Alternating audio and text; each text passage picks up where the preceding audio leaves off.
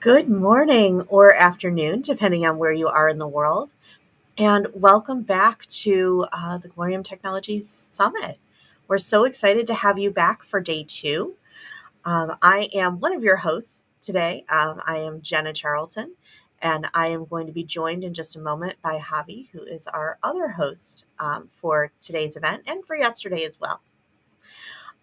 So I would love if you could share where in the world you are, maybe if you have a takeaway from yesterday, something you're excited to see today in the chat, because it's always great to see, what people are excited about and where they are.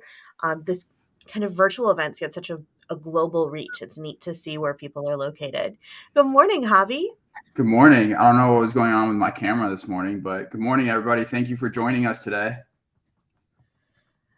So Javi, what are you excited about today? Yeah, absolutely. Yesterday's was on fire. I think we had such great presenters, and I'm just kind of looking forward to everyone else's presentation today. I think we're such a diverse group that I just, and like you said, I enjoy just learning something new every single day. So I hope I can learn at least one thing is my goal from every speaker, and I just hope everyone has as much fun as I do. Awesome. I mean, from my perspective, there are a lot of talks I'm really excited about today.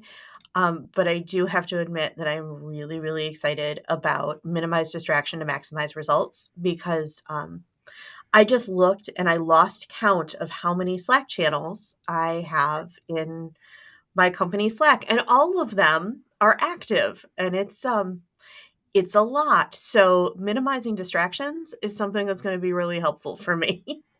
That's funny. I would agree with you too on that. I'm part of a lot of different Slack groups. So it's just like, it's very easy to just hop in there and get lost, for a little bit.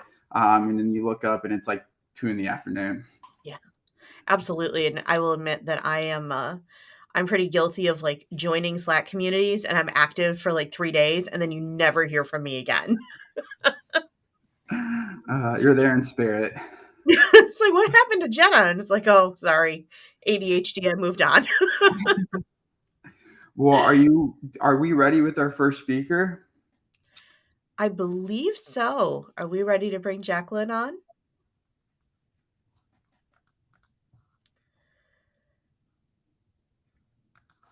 I think she's Well, going to be while on in just a while moment. we wait, I know you mentioned earlier, love to see where everyone is just tuning in from and what, what you're most excited about from today's six speakers. Yeah, another topic that I'm really excited about. Like I said, I host startup events across the country, and I have actually one in Dallas this weekend, and our topic is go to market. So, Sandy's presentation is one that I'm really looking forward to because I feel like go to market such a crucial, I feel like that's a lot of where startups tend to fail. And, I think you have to have such great execution in order to make it to that next phase. So I'm really looking forward to that conversation. Yeah, that's going to be really interesting. And I'll admit, like, that's new to me because I've always worked enterprise until joining a startup. So Yeah. yeah, this go to market is a totally new like idea to me. Also, Jacqueline's talk about content strategy. I've built a personal brand, but this idea of content that's on brand for the business is new for me. So that's going to be a really interesting thing for me to see because I don't like writing blogs and things like that, but it is something that I need to do more, especially as a representative of Functionize, and so understanding that idea of like content strategy is going to be really really interesting. Yeah, no, I agree. In regards to content, I think it's so crucial for any business or personal brand. In my personal opinion, content is, everyone likes to consume content differently, So, there's so many different ways of creating content nowadays, and you just kind of have to make sure that you're being intentional and personalizing it, and going back to that authenticity. Like someone knows when they're like, just trying to sell you something or, and it's not organic. So, content is definitely something I'm focusing a lot in 2022 with kind of all the projects I'm involved with. And, Mhm. trying to do more of these, speaking engagements. I think there's so much value that is brought, from everyone's different background and perspectives and expertise. So content is definitely something that I'm trying to double down in and do more of. I like to be more behind the scenes versus, in front of the camera. Okay. I can understand that. All right. So we are ready to bring on our first speaker. So I believe Jacqueline's going to be joining us. Javy, we'll see you in just a bit. Yes. Have fun. So our first speaker today, Jacqueline DiChiara, is going to talk to us about how content strategy drives innovation. And Jacqueline has a really interesting background. I was looking at your bio, and it feels like you've been in all sorts of different places in your life and have a little bit of a background in theater like I do, which is awesome. So it's really interesting to see how you've looks like you've worked primarily in health and life sciences, but in lots of different ways and different kind of roles.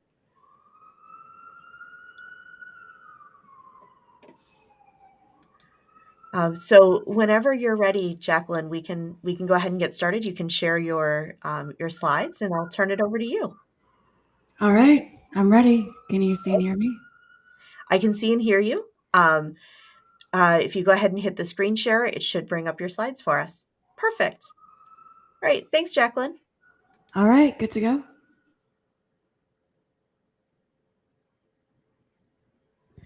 All right, well, welcome.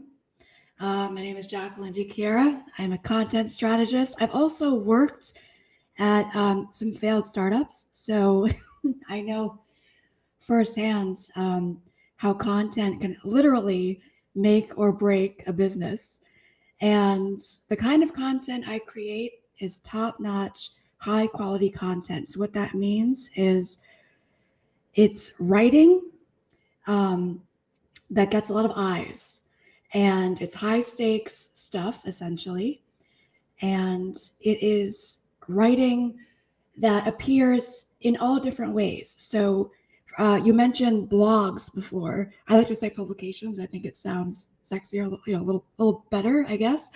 But blogs, social media, TikTok and Instagram are now, and YouTube are now not just for cat videos and social sharing. They are serious business platforms. So let's talk. Let's do it. I could talk about this stuff for about 6 hours. By the way, we have about 30 minutes. So I'm going to speak for 30 minutes, and then I'm going to leave some time at the end for questions.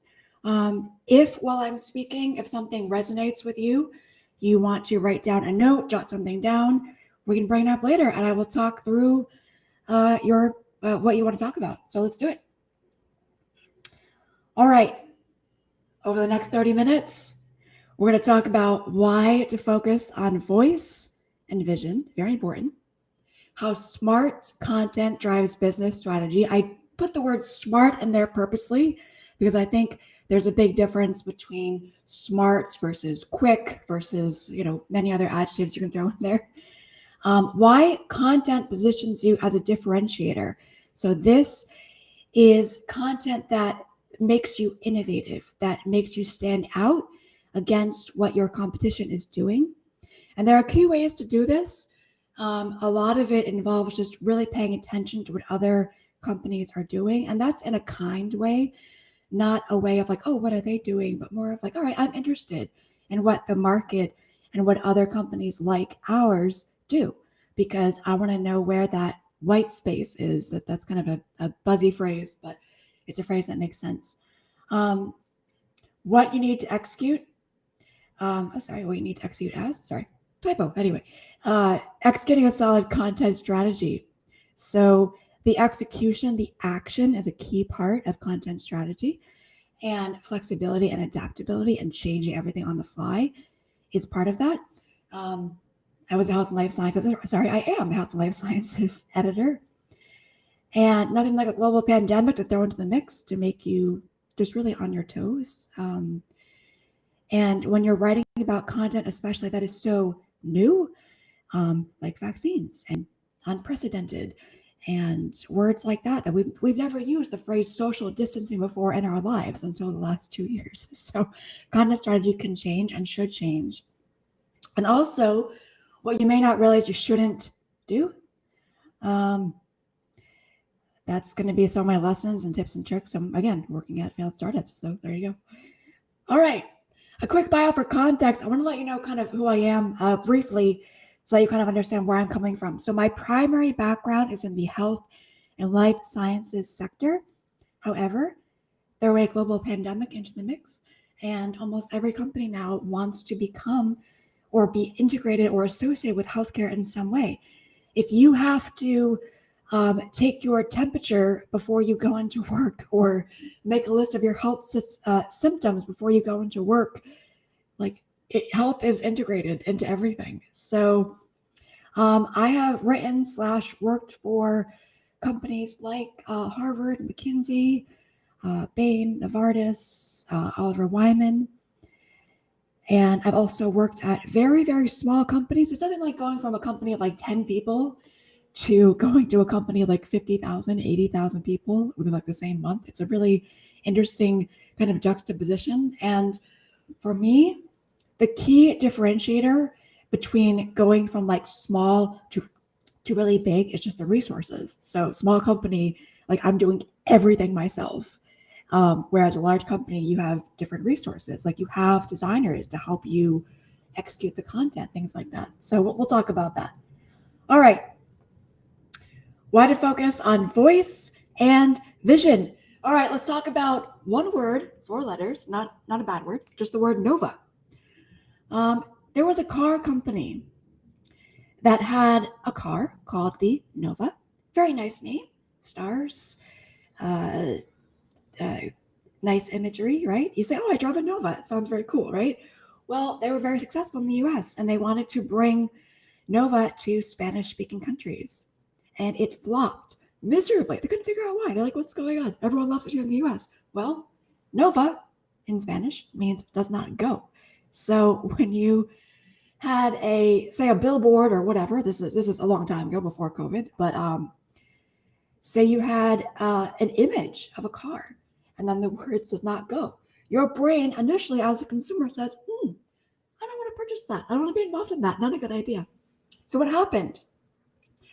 They did not connect with their consumer. They did not understand what their consumer wanted. And you can come up with theories essentially for why that happened, right? So, for example, maybe there wasn't someone of that culture, of that language, who said, hey, we need to revisit this. This doesn't make sense.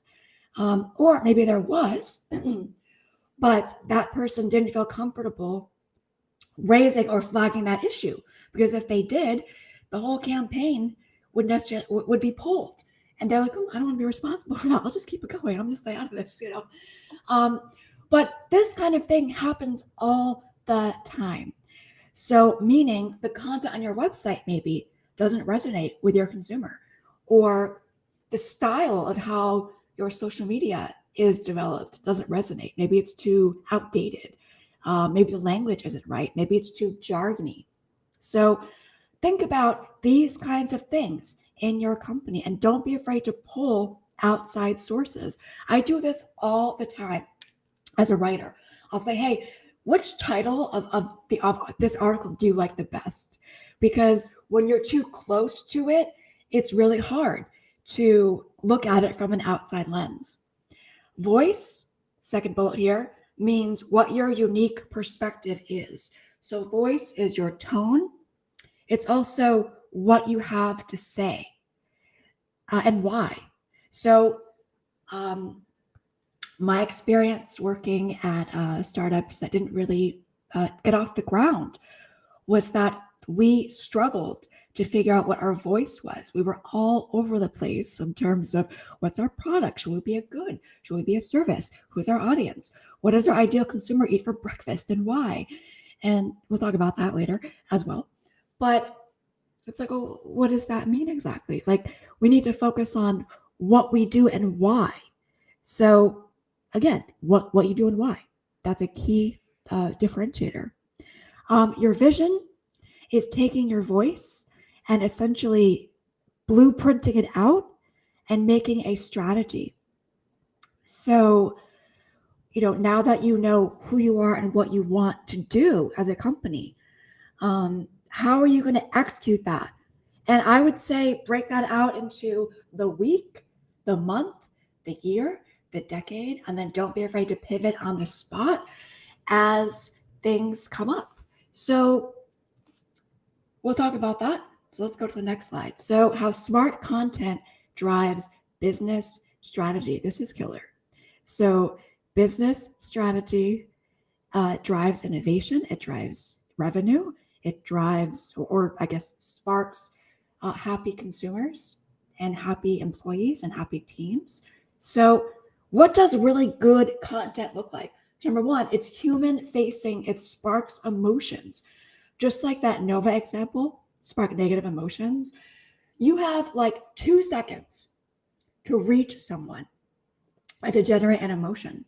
So, for example, an image in social media is very important. I was working on a cybersecurity, thank you, campaign. It was like National Cybersecurity Awareness Month. And I was adamant. I said, I do not want images of men in hooded black sweatshirts with weird like data, stuff, for lack of a better term, behind them, because that's not realistic. That's not what a cyber criminal looks like. I mean, I'm sure there are some that look like that, but like that's a stereotype. So think about the images and what kind of reaction they evoke in people.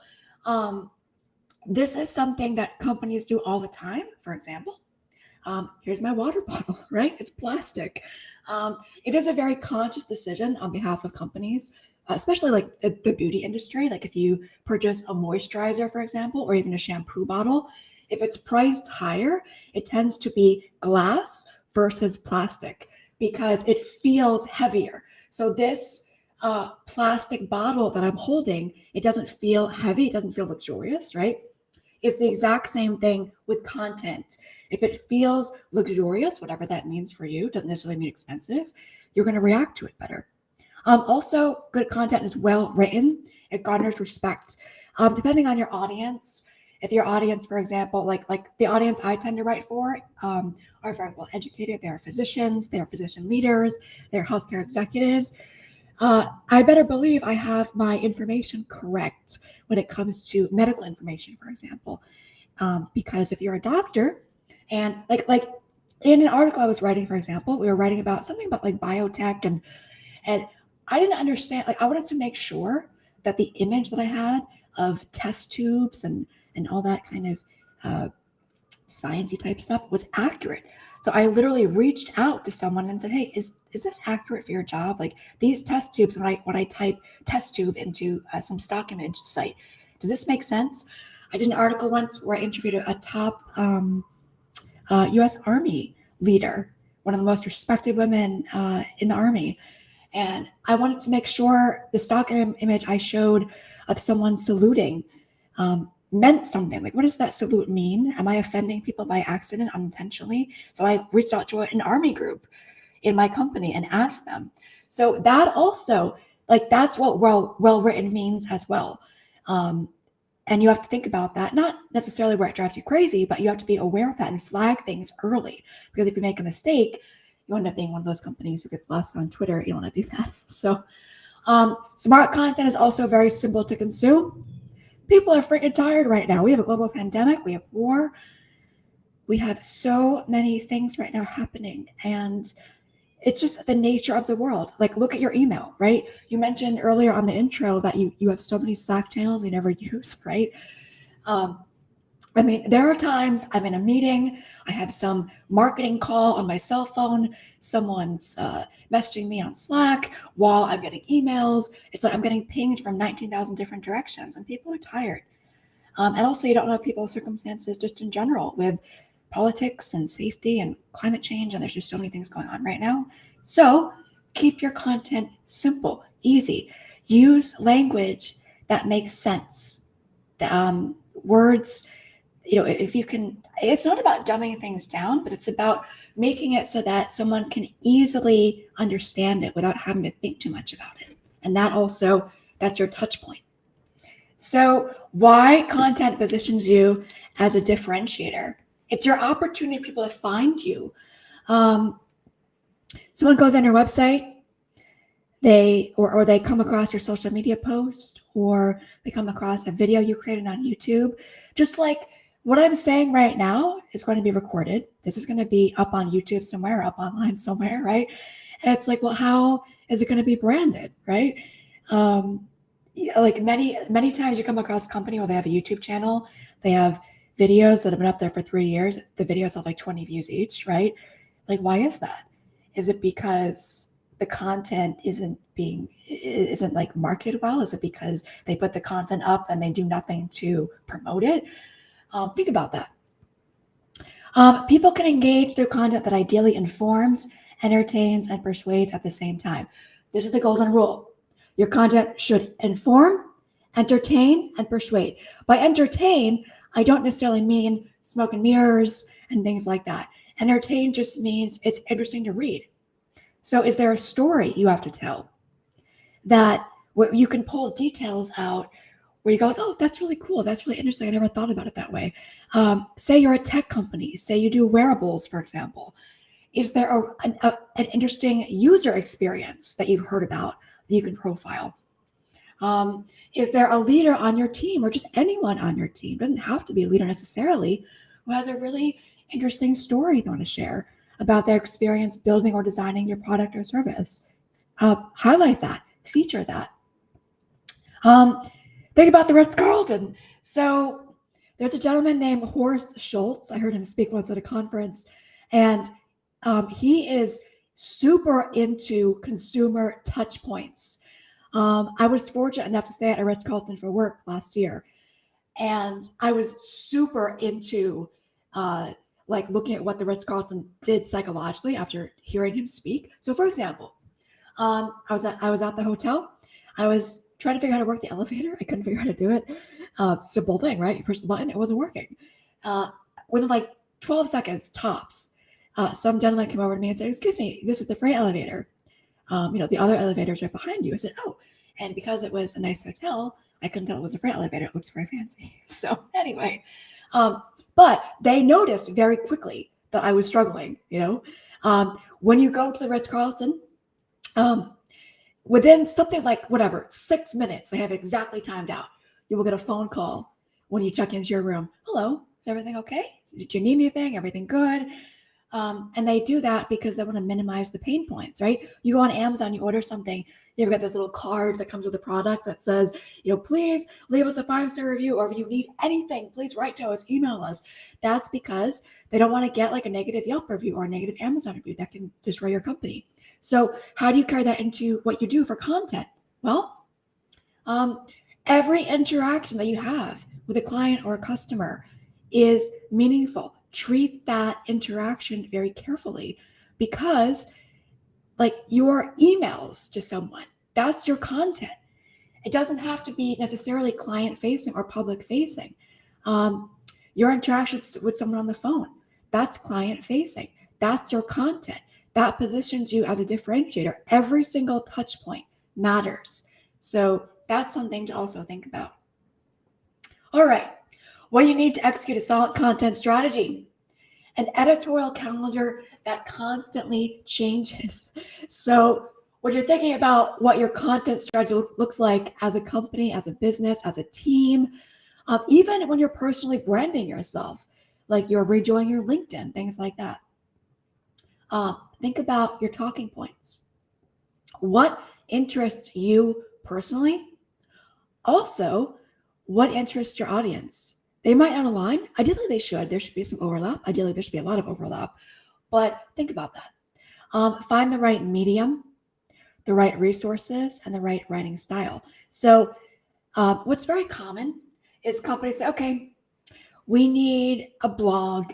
We need an online publication, and like longer form articles. A lot of times people think that's better. My philosophy as a millennial, but also just as someone who's deep in this stuff, is that shorter content is better. So yes, you can do a 2,000 word article, and there's a place for that, but maybe a 500-word article or a 400-word article gets the job done. Now, the difference between a 2,000-word article and a 500 or 400, 300-word article is the conciseness. And like a longer article, you have more room for detail. You have more room to really expand. You have more room to really get into like kind of the nitty gritty of the talking points. Whereas a shorter article, you really have to think about what you want to say. And actually, this ties into my theater background that you mentioned. So when I was in theater, we had to do this assignment. It was very hard. You had to take a performance that you had done that was maybe 30 minutes and turn it into a 1-minute performance. And you had to make it as good as you possibly could make it. We would work months on this. And there's actually a lot of tie-ins between my theater experience and corporate experience. Many people kind of think, oh, theater, that's cute. You were on stage. It's like, no, I had to present an idea and persuade people on stage. I had to pretend I was, whatever, a queen from the Victorian era getting killed by a Shakespearean knight, right? How does that relate to a presentation? It's like, well, I have to convince people of a certain thing. So it definitely ties in. Maybe I'm not wearing a crown just like a princess, but definitely ties in. So anyway, like that 1-minute presentation, it's the same thing as taking 1,000-word, 2,000-word article and getting it down to the nuts and bolts. And you have to be a highly skilled writer to do that.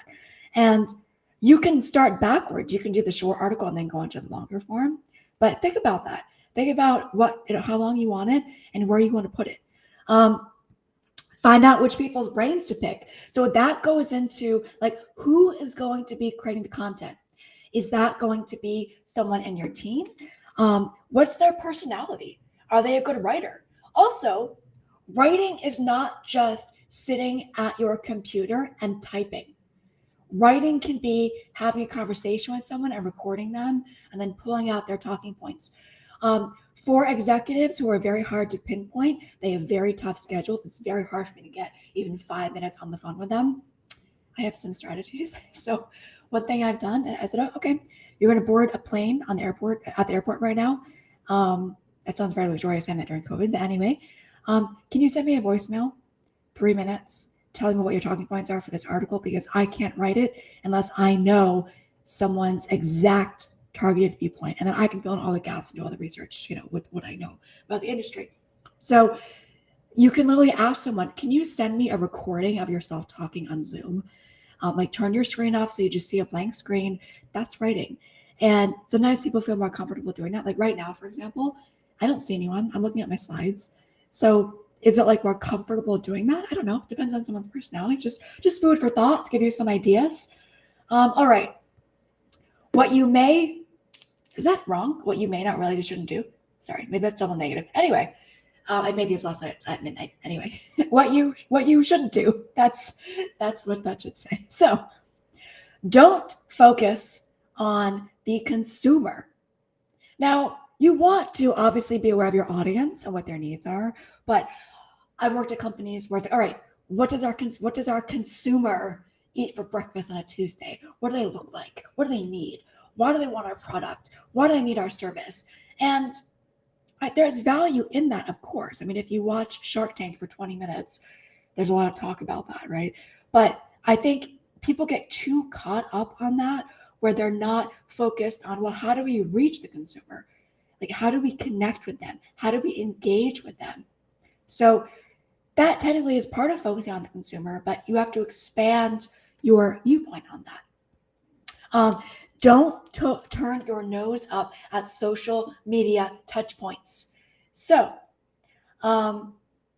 you might look at someone's LinkedIn and say, oh, I don't know if they're really worth their time. You don't know that necessarily. Not everyone puts all of their information on their LinkedIn. Some people don't have Twitter. Some people don't have LinkedIn. That's fine. So if you can't find something on someone, don't necessarily think, oh, they're not valuable, they're not worth their time, because some people just choose to disengage on social media, which is totally fine. And I completely respect you if you do. So I work a lot with social media for work. It's a total cesspool. LinkedIn, like my LinkedIn has just turned into Facebook and just people bragging about themselves in all different mediums. So at the same time, it's also a very serious business platform. So I totally understand. Don't use jargon. So these are unprecedented times. I've written that phrase so many times over the last 2 years. It's kind of a weird phrase when we think about it. It's like, well, do we write like these are precedented times? Like, oh, thank goodness. Like, the silver lining of COVID. I pull that out of any article I edit because usually what follows with phrases like that in articles is something along the lines of how the company made money, the company was successful. And again, there are many companies like telehealth companies, for example, that thrived during COVID. That's wonderful, but it sounds off-putting to people. So I usually pull that out. Many articles, especially when I work with freelancers, their conclusion will say something like, now more than ever. It's filler. And it's also like, well, yes, we know, like, we're writing this article, of course, like, we have a perspective. But it's also like, now more than ever, like, well, what if someone reads it like 3 years from now or 2 weeks from now and there's something else more pressing? So be careful of phrases like that actually kind of weaken and diminish and just kind of, they're just fluff, they're just filler. So there are ways to say those exact same things more eloquently or differently if you need to. So anyway, but that helps your content stand out. That's the differentiator, is when you exclude the filler and then you include what you actually have to say. So think about that when you're creating content. All right. Bonus slide, hot content themes. Someone asked me the other day what I'm seeing in content right now, and I love that question. So 3 things I'm seeing. Authentic ESG. What does that mean? So ESG is environment, sustainability, and governance. On Twitter this morning, I was reading articles about cities that are highly polluted, climate change, all that stuff. So grim news. That's why I don't like to read the news in the morning. But anyway, what ESG means for your company or for every company or every leader, every person, every team member is how does the environment, how does sustainability, how does the government / politics, et cetera, affect your business? So for most companies, that starts with things like supply chain. My friend was complaining about the price of gas and the price of groceries, right? And I was explaining, yes, that's because farmers, were getting COVID. And the supply chain is all messed up, right? So when you go to the grocery store, my favorite food isn't there. Oh, gas prices are high right now. Yes, they're high. Many top consulting firms just pulled out of, their Russian business. So that's going to affect various aspects of business moving forward. So anyway, that's a really hot topic right now. And if you're like, what should we write about? Think about that as a potential topic. DEI and how diversity of thought drives innovation. A year ago, everyone was talking about quotas. We got to get more women, more X group on our boards, on our teams. So I guess the question is like, well, like if I have a team and I have 2 women versus 12 women, like is the 12 women team necessarily better? It's hard to pinpoint, it's hard to measure, right? So diversity of thought is something that a lot of companies are talking about right now in terms of, do we have different experiences? Do we have different backgrounds? Like someone mentioned this morning on the intro that there's a really diverse group of speakers, right? As an attendee of this conference, that is going to resonate with you because, wow, like all these people, all different backgrounds, you wouldn't have been exposed to that otherwise. So think about that. Also, fresh vaccine and COVID conversation. What does that mean? Many companies, and especially in healthcare, are trying to revamp their vaccine campaigns because it's like, yes, if I see a vaccine campaign, am I going to really say, oh, wow, that really changed my COVID vaccine perspective right now. I'm really going to go get that shot now because of this campaign. I feel like most people are pretty baked into their perspectives right now, just with a lot of things, right? Like anything political. COVID is not just a health crisis, it's also a political crisis. So if your company involves content that is political of nature, is there a way to really, really reach people or really say something? Or if your content is content where people kind of already go, yeah, I know that. Yes, I know that tech drives innovation. Yeah. Is there a way to kind of put a fresh spin on it? So think about that. All right. Good timing, 9:29. I'm all ears for questions. I'm not sure how to do this exactly. But I'll hang tight, and if someone has a question, let me know. I guess I could stop sharing. That might be good. Thank you so much, Jacqueline. That was great. We do You're have welcome. a couple of questions that came into the chat. Let's see. Anna asked, how to increase user engagement and convert them into customers using content? It's a very good question. Okay, so user engagement to customers. All right. So I guess I could think about like things like LinkedIn Live, right? Or like video content. So you have to really make sure that your content resonates deeply with people. So what does that mean? There's a psychology to content, and there's a kind of like, again, an emotional aspect to it. So if someone engages with you, and like, for example, let's say they go on your website and they can't find what they need. Like, is your website designed clearly? Think about like, what are the top 3 reasons someone would come onto my website or come to my social media or whatever. And if they're struggling to figure out who you are, what you do, the About Me page of most websites or their mission statement is really convoluted and hard to understand. So like, what does your company do? Make it clear. So that can help. Awesome. Thank you. Anna, I hope that's helpful. And then we have one other question so far. What is the main difference what is the main difference in content strategy for B2B and B2C companies? It's a very good question. So obviously it's the audience. So other companies, other businesses versus people paying and buying things. I would say a lot of the main difference is the language and the tone. So B2B is probably more jargony, more strategic, more about innovation. And B2C is probably more about the problem that the company is trying to solve. And there's definitely overlap there. I would say the consumer focus tends to be simpler. And it's not that the content is necessarily simpler in itself, but I guess it's more like how to, or how can we help you, or why you should take a look at our offerings, or why we do what we do differently. Whereas the B2C is B2C is more about here's a perspective from our leader about why the industry that we serve has various challenges and what we're doing to solve them. So that's probably the biggest differentiation. And it's a different style of writing, but I'd say the tone and like who you're trying to reach is different. Makes perfect sense. Well, it doesn't look like we have any additional questions, but just in case there's any stragglers, go ahead and put your questions in the chat. Do you have any like last thoughts you want to share? Any kind of final things that you didn't get to put into the talk that you want to kind of share with the group? Oh yeah, there's always something. Let's see.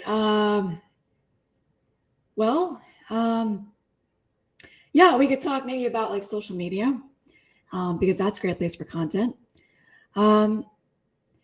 I would say many people's social media, as in companies, looks very outdated. And the best way to drive followers is to engage and to post regularly. I've worked with some people in the past where they didn't really understand how social media worked. So their thinking was, okay, we just wrote an article. Let's get it up on social media, just like once.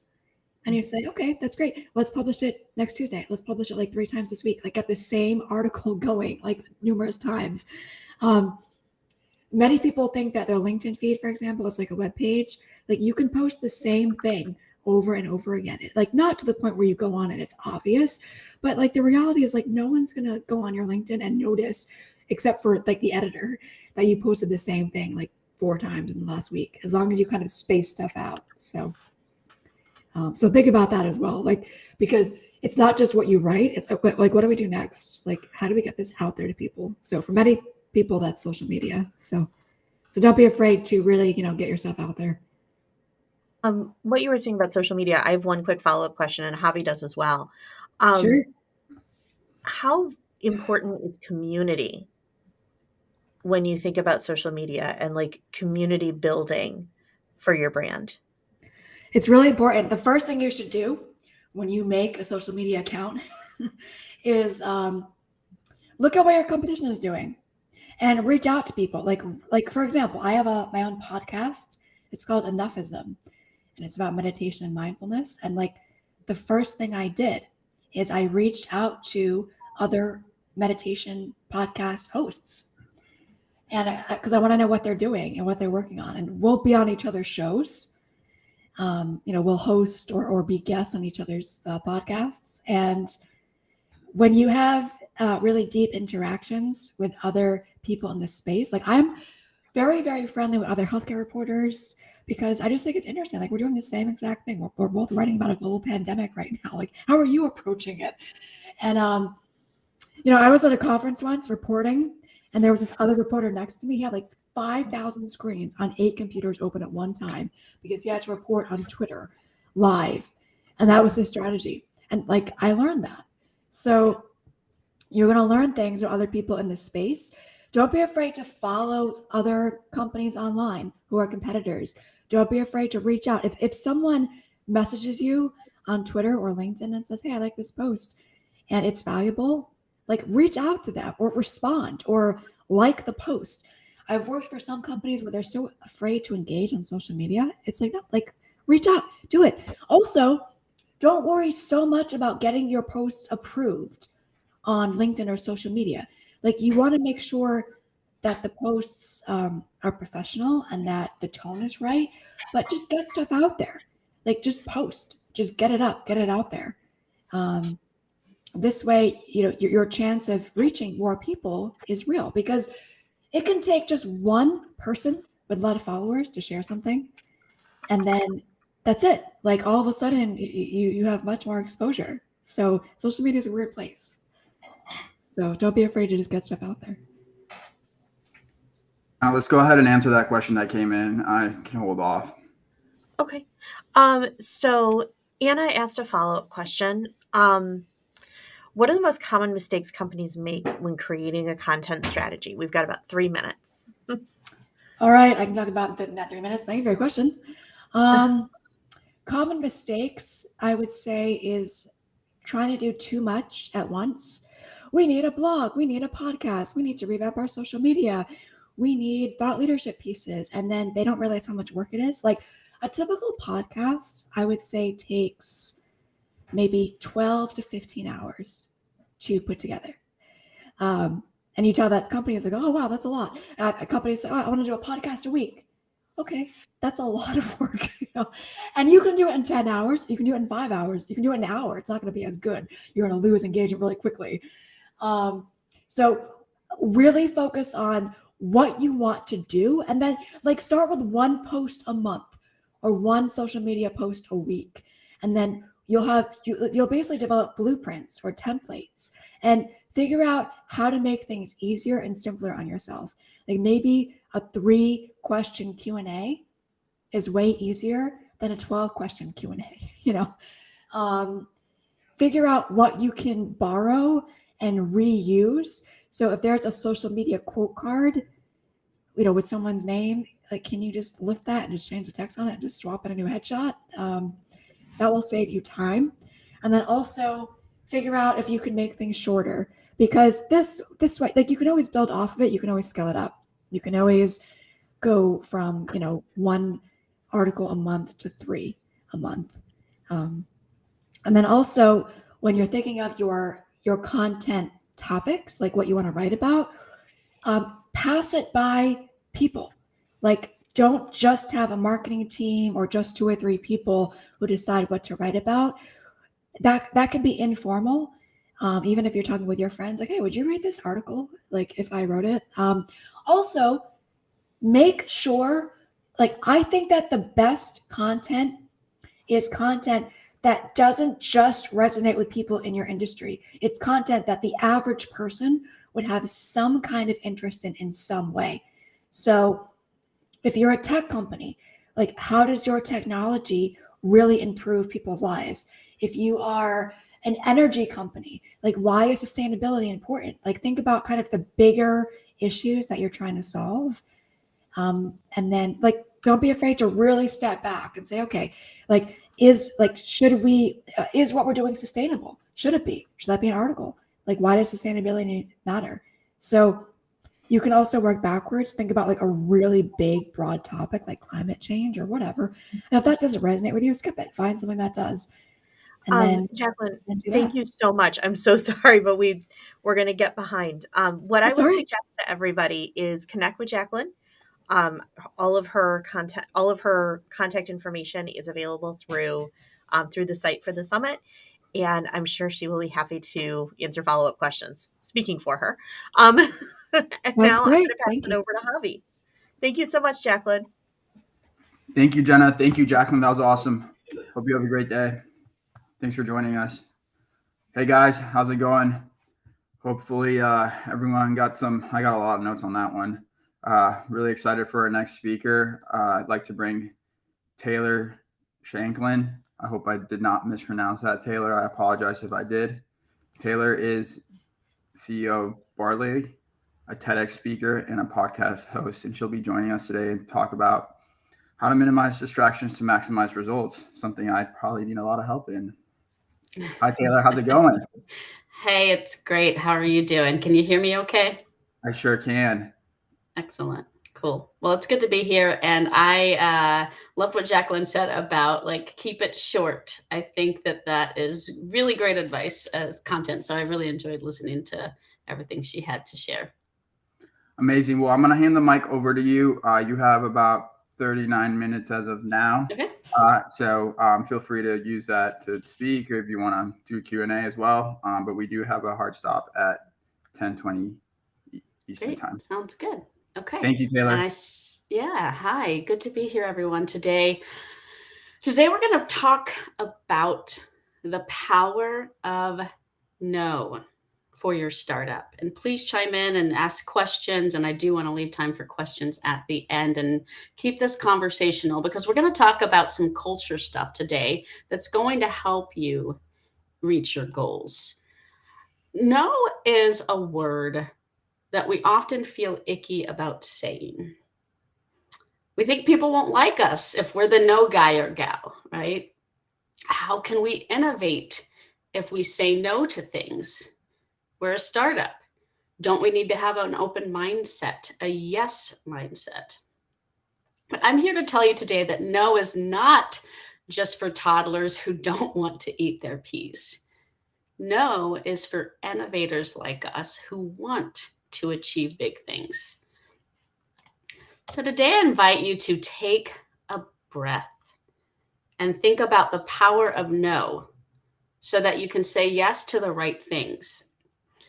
I'd like you for a moment to think about a time when you said no to something and it produced a positive result. Capture that moment right now. If you have a pen or a paper, if you're an online note taker like me, type it out. What was it that you said no to that produced a positive result, that actually got you further to reaching your goal? And how did that feel?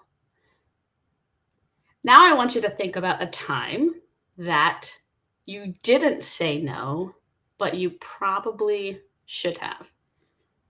So today we're going to talk about some of the things that happen in startup life.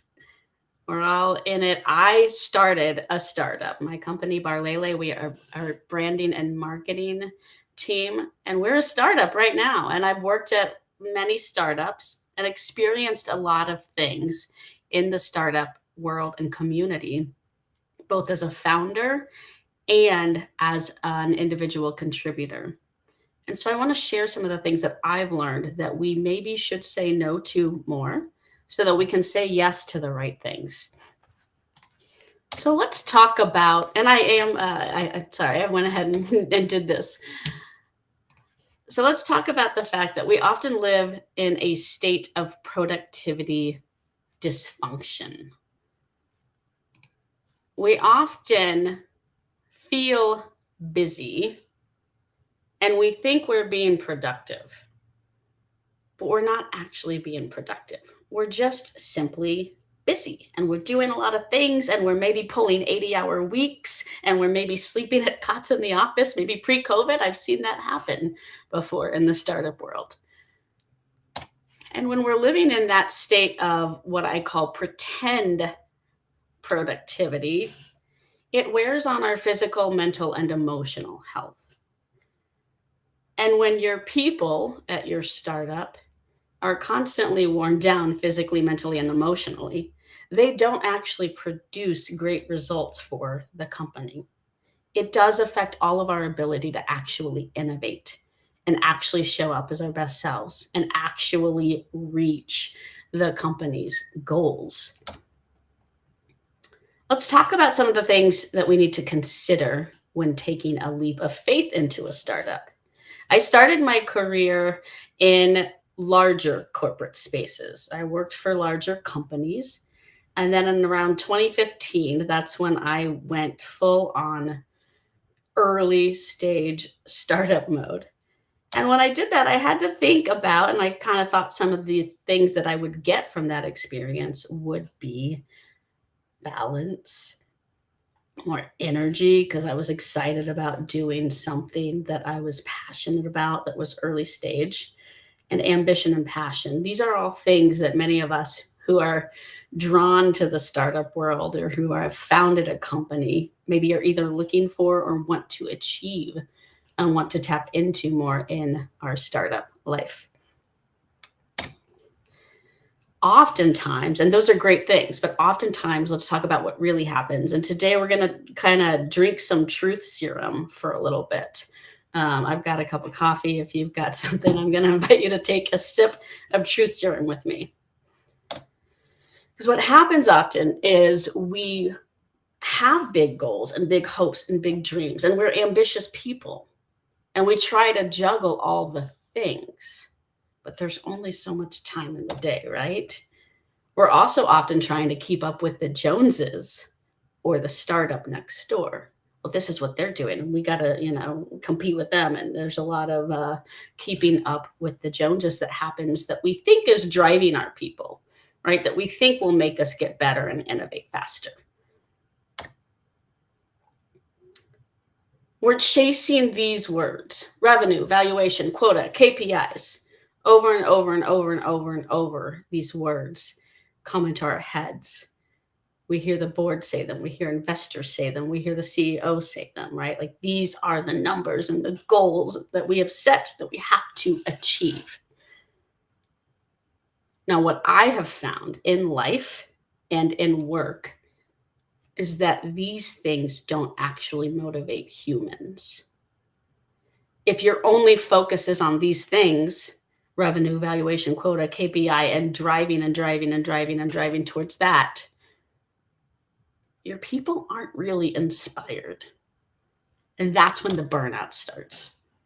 83% of US workers suffer from work-related stress. That is a big, big number, y'all. 63% of US workers are ready to quit their job due to stress. And I have been there more than once, where I was completely burned out at the startup that I was at, because the focus was not really on innovation. The focus was haphazard. The focus was on reaching all these big, hairy, audacious, scary numbers all the time, and not on actual things that would get us to the end zone. And so we ran around and around and around. And you see this happening more and more.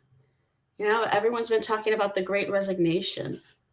We've seen people in this gig economy now that we live in realize, oh, I can kind of do my own thing. I don't need this company to feel fulfillment in life.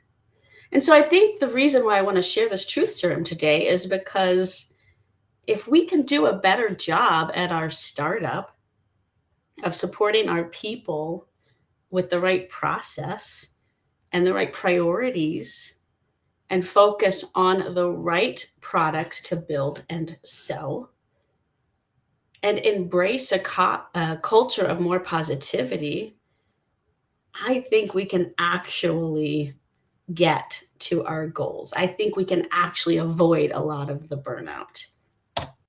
And a lot of what happens where people are chasing the wrong things and they're like a dog. I have a new puppy and she does this. She actually does this. She gets a toy, she puts it in her mouth, and she spins around and around in a circle, just like this dog. And we chase our tails around revenue, KPI, quotas, valuation.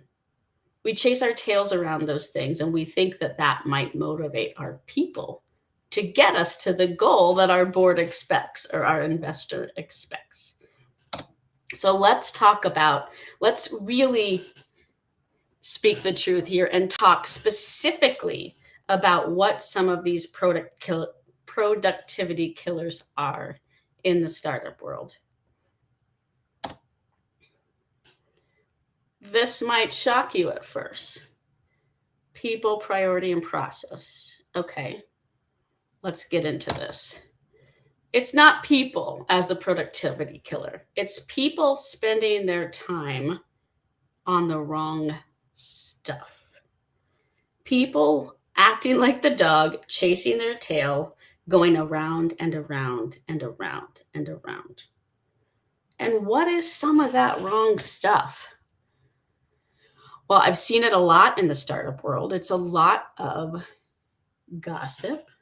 It's a lot of not getting along. And I'm just going to say it, acting like children, a lot of finger pointing. That's bad culture. It's a lot of people who just show up to say how many startups they've been at. So you've got those startup badge collectors. And when you're hiring and interviewing and building your team, you got to kind of look out for that. It's a lot of ego in the wrong way and prioritizing being right often over getting things done. I'm sure many of you in the startup world have felt these things before. These are relationship challenges that we face in work culture.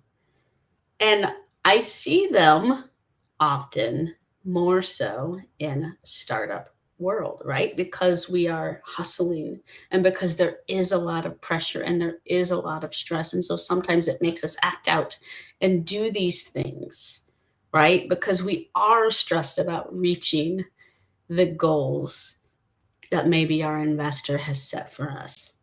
So we're under a lot of stress and then we default into this bad behavior. So we have to just recognize that this happens in order to fix the behavior. Now, when we talk about priority as a productivity killer, this is really about the wrong priorities or the wrong order of priorities. So maybe we're just focusing on the wrong thing at the wrong time, or maybe we have shiny object syndrome and we're just focusing on the wrong things. Or I think Jacqueline said it, and someone said it in the talk before mine, trying to take on too much. And some of these things are just making lists for list's sake. So again, going back to that kind of productivity dysfunction, well, we're checking a lot of boxes off the task list and we're doing a lot of things and we're going to do this and we're going to build that and we're going to do that and we're going to go to this conference. And you have all these things. And again, you think because you have so much stuff that it makes you look good, it props you up to the board or whoever you're presenting to, right? Like we're going to do this and that and this and that. And oftentimes it actually makes us spin around like the dog because it's too much. There's also oftentimes a lot of, I see people arguing on LinkedIn about this. Well, that meeting could have been an email. And here's what I'll say about that. Oftentimes we prioritize meetings for simple things that could be emails. And sometimes we send things in emails that actually should be a conversation. So this is a productivity killer to listen to and to be attuned to. When is the time to not send an email, to not just shoot a message on Slack, but to pick up the phone and talk to the person on the other end of what you're trying to get done? And when is the time that you need something formally in writing and it's quick and it's easy and you can put that in an email and we don't have to pull everyone onto another Zoom call? So those are some of the things to think through in terms of how are you prioritizing your time and the actual priorities of projects and products that you are working on. The last thing is process, and this is actually the lack thereof. Or this is pretending to have process, and that's a fun one. It's because I don't know about you guys, but I've seen that one a lot, right? Like, oh, we've got process. Well, really? Or sometimes it's even having the wrong process just for the sake of having process. And I've heard this before, startups before, where there was a process, it clearly wasn't working. And I got pushback, when I voiced my concerns with the process. I got pushback, well, we've just kind of always done this process. And it is a process. Yeah, but if it's not, maybe it's just process for the sake of process. So we can get caught up and hung up on process as a productivity killer if we're doing it wrong, or if there's just a total full-on lack of process. So when you think about these things, people setting priorities and creating processes, and then you think about those other things that we're often chasing and really, really focused on. We're so focused on the revenue number, the sales number, the KPIs that we've set that we have to achieve, that these other things, the people and the culture, the priorities and the process, they get all out of whack. They don't get the attention or the level of focus that they really need. The last thing I'll say about process is don't, throw tomatoes at me, because I know this is a startup community. I think Slack is full of nonsense. Okay, there, I said it. It can be a great tool. I've also seen it make a lot of organizations go off the rails. There's gossip that happens on back channels on Slack.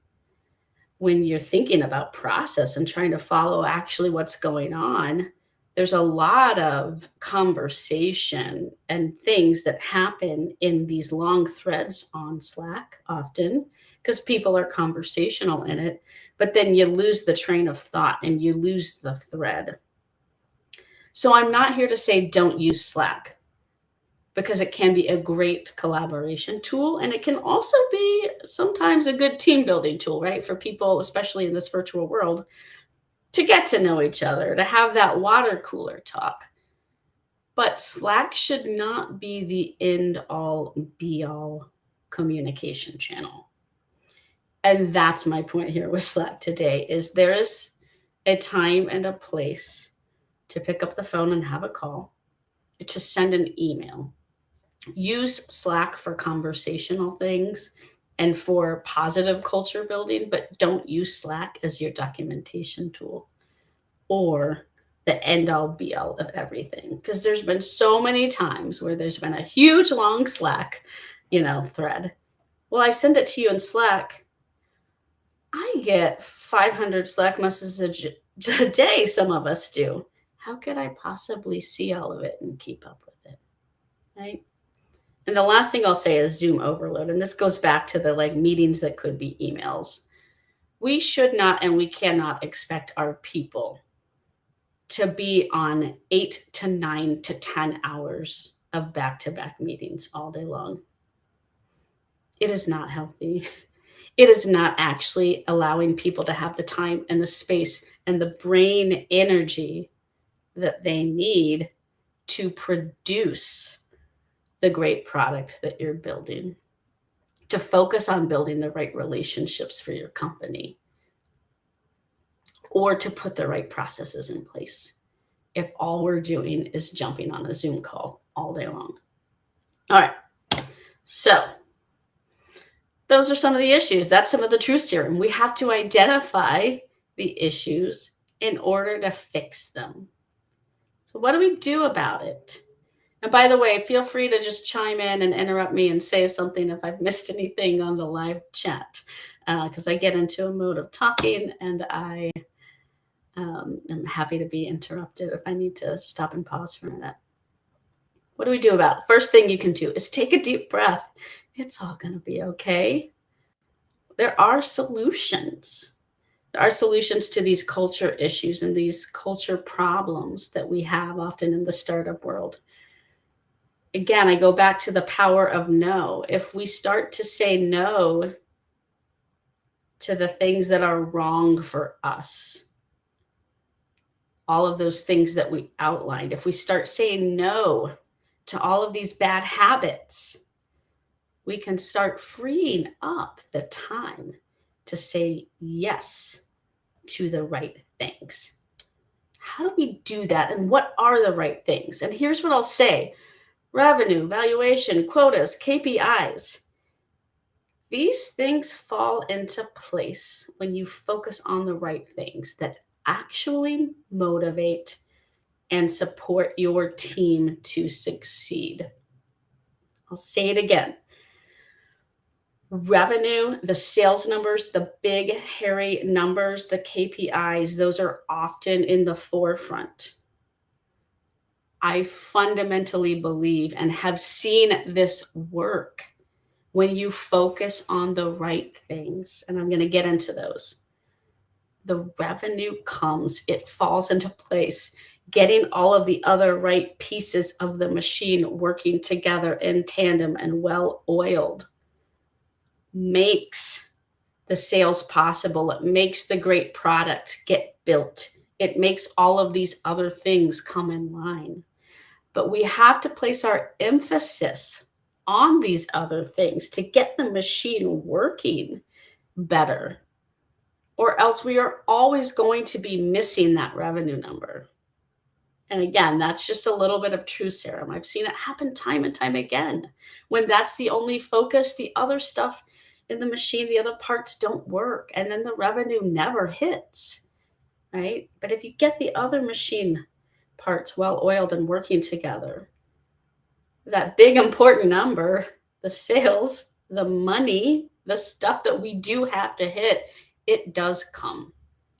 But that's hard and that's scary, right? Because right now, that's not really the way the world works. The world is driven by what's the number. So we have to sort of start to, as startup founders, as startup leaders, start to think a little bit differently about that and start to evolve the culture. So you're going to see some similar words here. What are productivity creators in the startup world? I talked about how we get these wrong. Now let's talk about how we get these right. If these are the 4 pillars, I believe, that we need to say yes to in the right way in order for the revenue and the big goals to come in and to work for us, right? In order to hit those things, we have to have the right fit people. We as startup leaders need to not allow the bad egos and the gossip and those things to happen. And we have to lead by example. And a lot of it starts with just building the right team and making sure you have people that fit together well.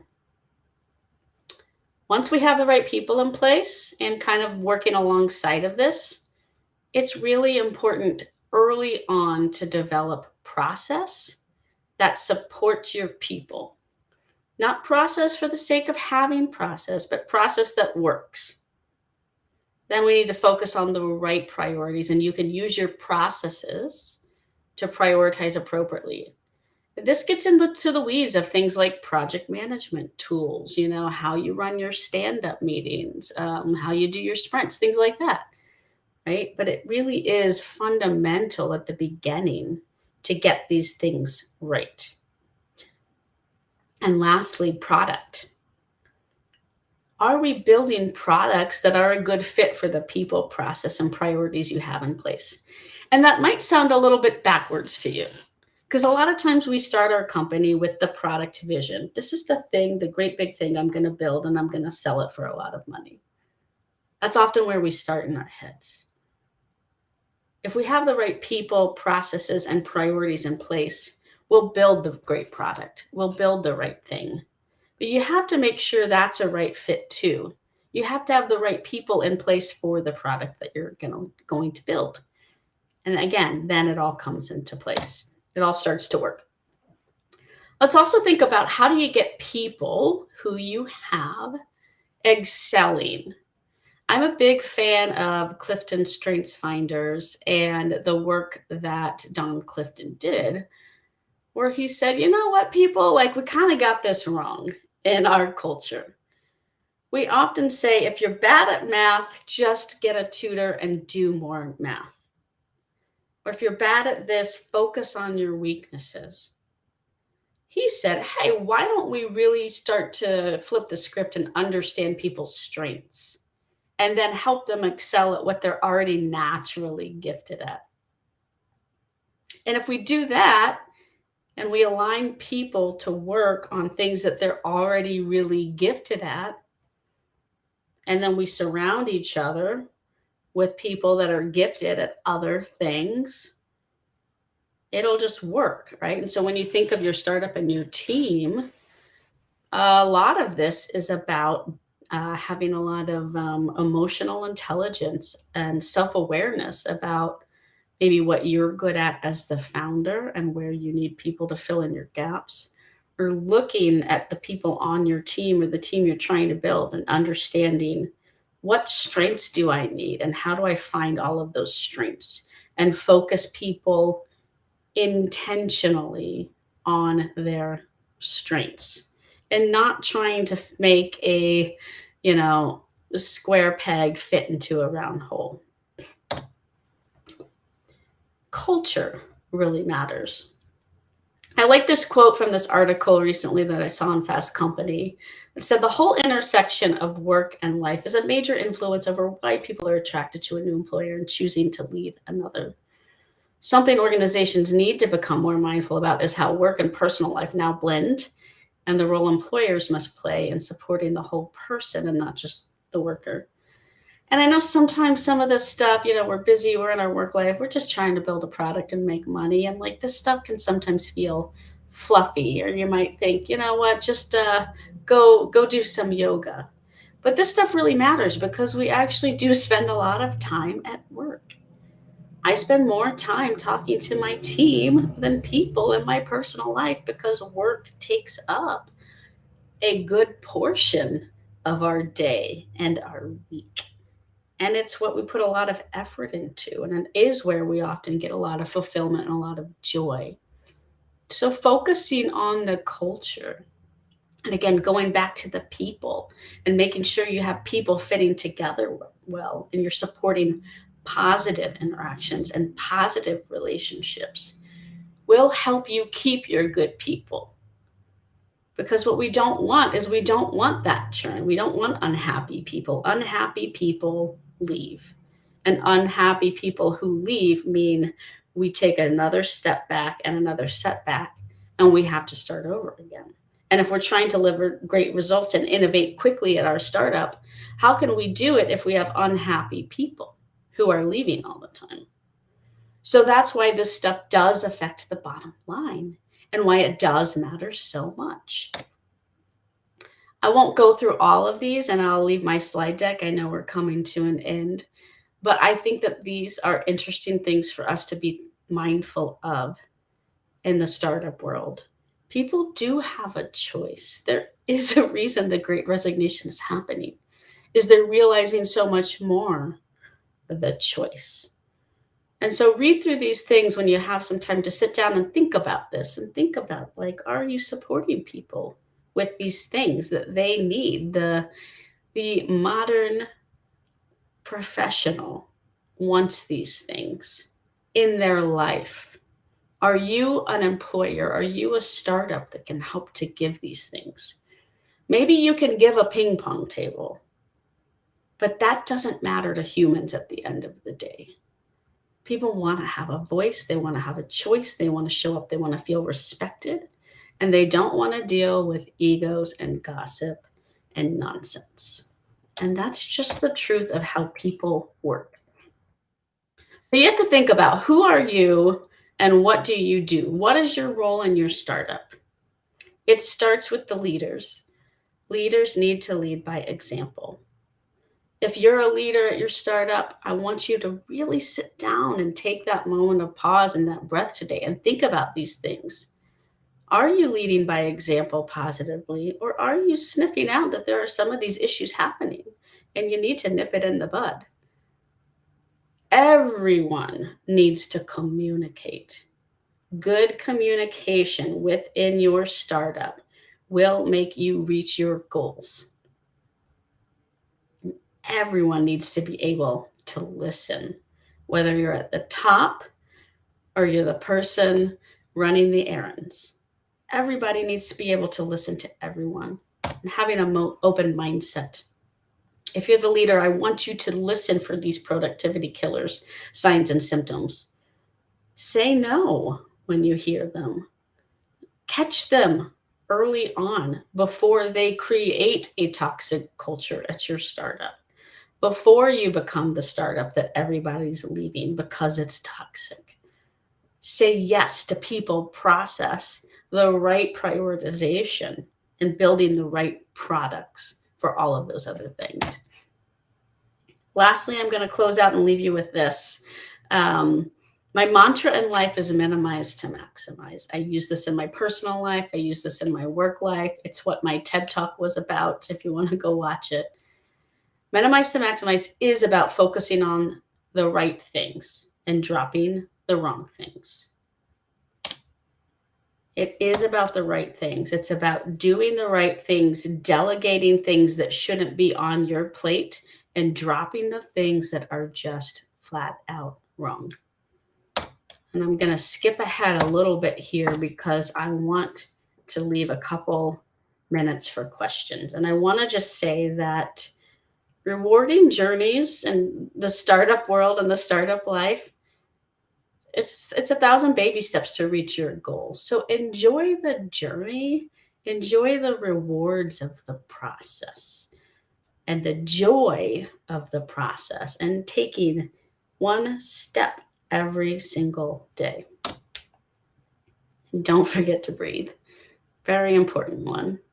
Breathe, take a pause when you hear these things happening, when you see these culture issues happening or these process issues happening in your world at your startup.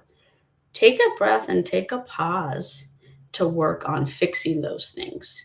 Because if you fix those things, the innovation will happen. The revenue will happen. The right things, the big goals we have set out to achieve will happen. But you have to say yes to fixing those things. All right. Thanks, everyone, for listening. I hope this was helpful and insightful, and I'm available for questions. Taylor, thank you so much for that. That was there were so many good nuggets that I took from that. So I appreciate you joining us today. I'm looking at the chat to see if there's any questions for you. We have about 7 minutes. So while we wait for some questions to come in, where can people find you online? LinkedIn, Twitter? Yeah, I'm really LinkedIn and Instagram. I'm terrible at Twitter, and I just flat out admit that. So but find me on LinkedIn. I'm really active on LinkedIn and do a lot there, and I'm happy to connect. You can also email me, taylor@barlele.com. My company is called Barlele. It means only soaring, and I'm happy to answer any questions by email as well. Awesome. Thank you. Yeah. Thanks for having me. It was good. I hope this was helpful and insightful. And it looks like some people were, resonating with, oh yeah, I felt that before. We all have, So again, we have to bring it to the surface and recognize that these things happen in order to overcome them, because they can be overcome. I agree. And I think one thing that I really resonated with was, especially being a startup, because I came from the corporate world, is like how toxic it could be for like a early stage startup. It could be so detrimental when that is happening. And yeah, I took a lot of great little nuggets that I'll be sharing and tagging you in, whether it's on Twitter or mainly LinkedIn, since you're not on Twitter. But cool. I am on Twitter. You can find me there, and I just might not see it for a little while now. No problem. Well, Jenna has joined us. I don't know if there's any questions that have come in yet, so we'll wait another minute or so, and then otherwise, thank you so much again for joining us today, Taylor. Yeah, it's been a pleasure being with you. Thank you. Oh, I can't hear Jenna. Jenna, I don't think we can hear you. You might be on mute.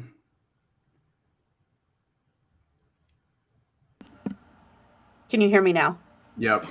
Okay, sorry. The mic muted itself somehow. Okay, so I have a quick question for you, if you don't mind. Okay, sure. So telling on myself, I work at a company where we have a lot of the things that you were talking about. So I'm definitely taking a lot of nuggets back. But something I've noticed as well is because of this massive communication culture, there are certain people that get left out of the communication. And like somehow they're always the last to know. How do we kind of deal with the other side of the problem and ensure that we're being inclusive in the way we communicate? Like with the people that are just less likely to speak up or insert themselves, maybe. Or that get missed. So like everybody's communicating in certain channels and they're not there. That, in my opinion, it probably depends a little bit on the size and organizational structure of your company. But I think that that's something for leaders to be mindful of, is making sure that they're creating space for everyone to feel involved and like they've got opportunities to come to the table and speak their mind, bring their ideas, be involved in the conversation.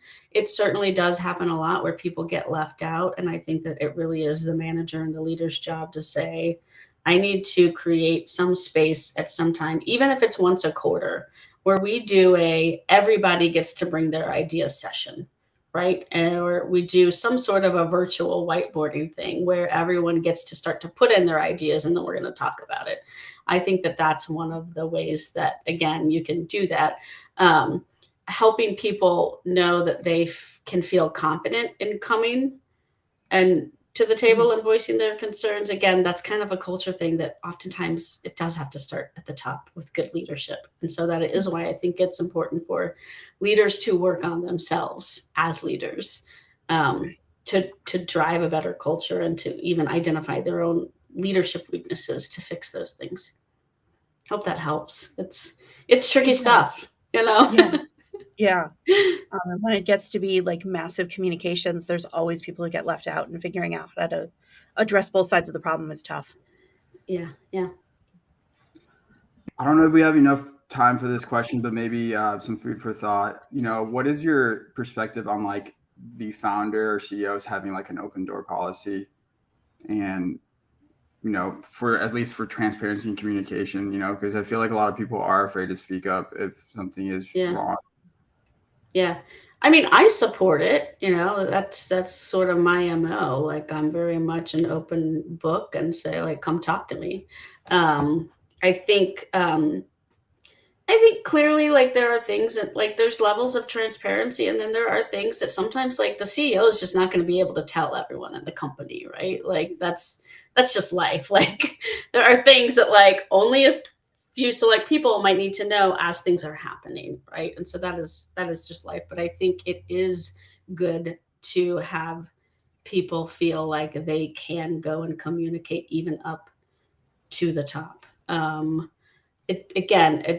Depending on the size of your company, that can get to a space of where, like, okay, well, if there's 200 plus people at your company, like, the CEO only has so much time. So there's also being realistic with it, but determining a way to make sure that that is bubbled up to the CEO. I've seen this work pretty well in some forums where I was at about a 250 person company that was still like kind of, early-ish and growing. And the CEO held roundtables pretty frequently. And it was very well communicated that like you really could kind of say anything in those roundtables.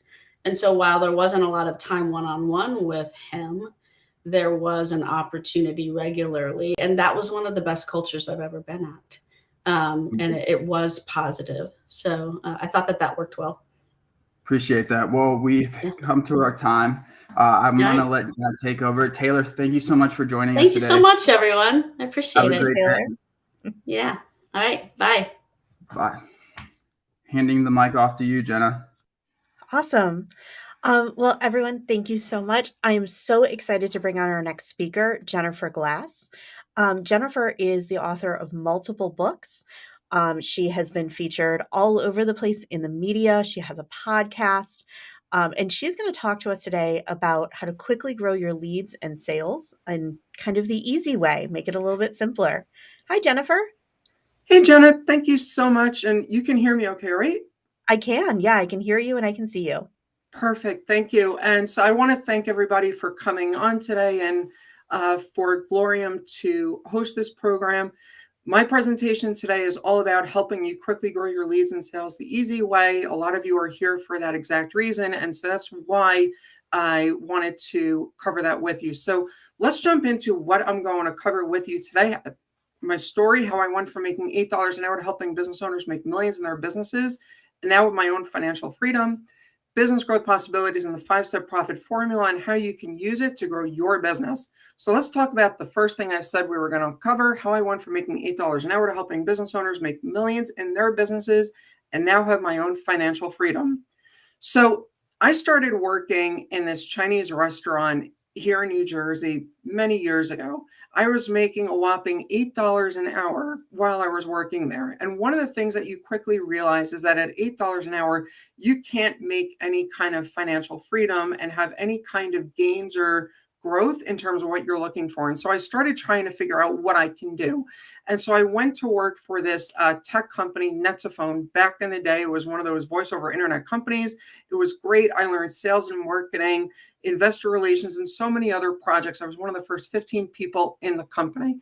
And during my time there, I started really growing and getting massive deals. I got an $8 million deal from China where it was $25, $50, and $100 accounts for an $8 million contract. But here was the thing. Every time my reseller sent in a wire payment of $200,000, $300,000, I got a whopping $1,000. I quickly realized that wasn't something I can do. And so I started trying to figure out what is it that I can do. And so I'm way too vain for this to be a picture of me. But the idea really is that when you're looking at what it is and what's going on out there, there's so many options to choose from, so many talking heads, so many books, so many journals, so many everything, that I quickly realized I wasn't able to do it on my own. And so I ended up finding my coaches. You see Keith and Rachel here, along with James Malinchek. They really helped me clear out my cobwebs in terms of what I'm doing and started helping me really figure out what it was that I needed to do in my business. And friends, I believe the same turning point for me will be the same turning point for you all here today as well.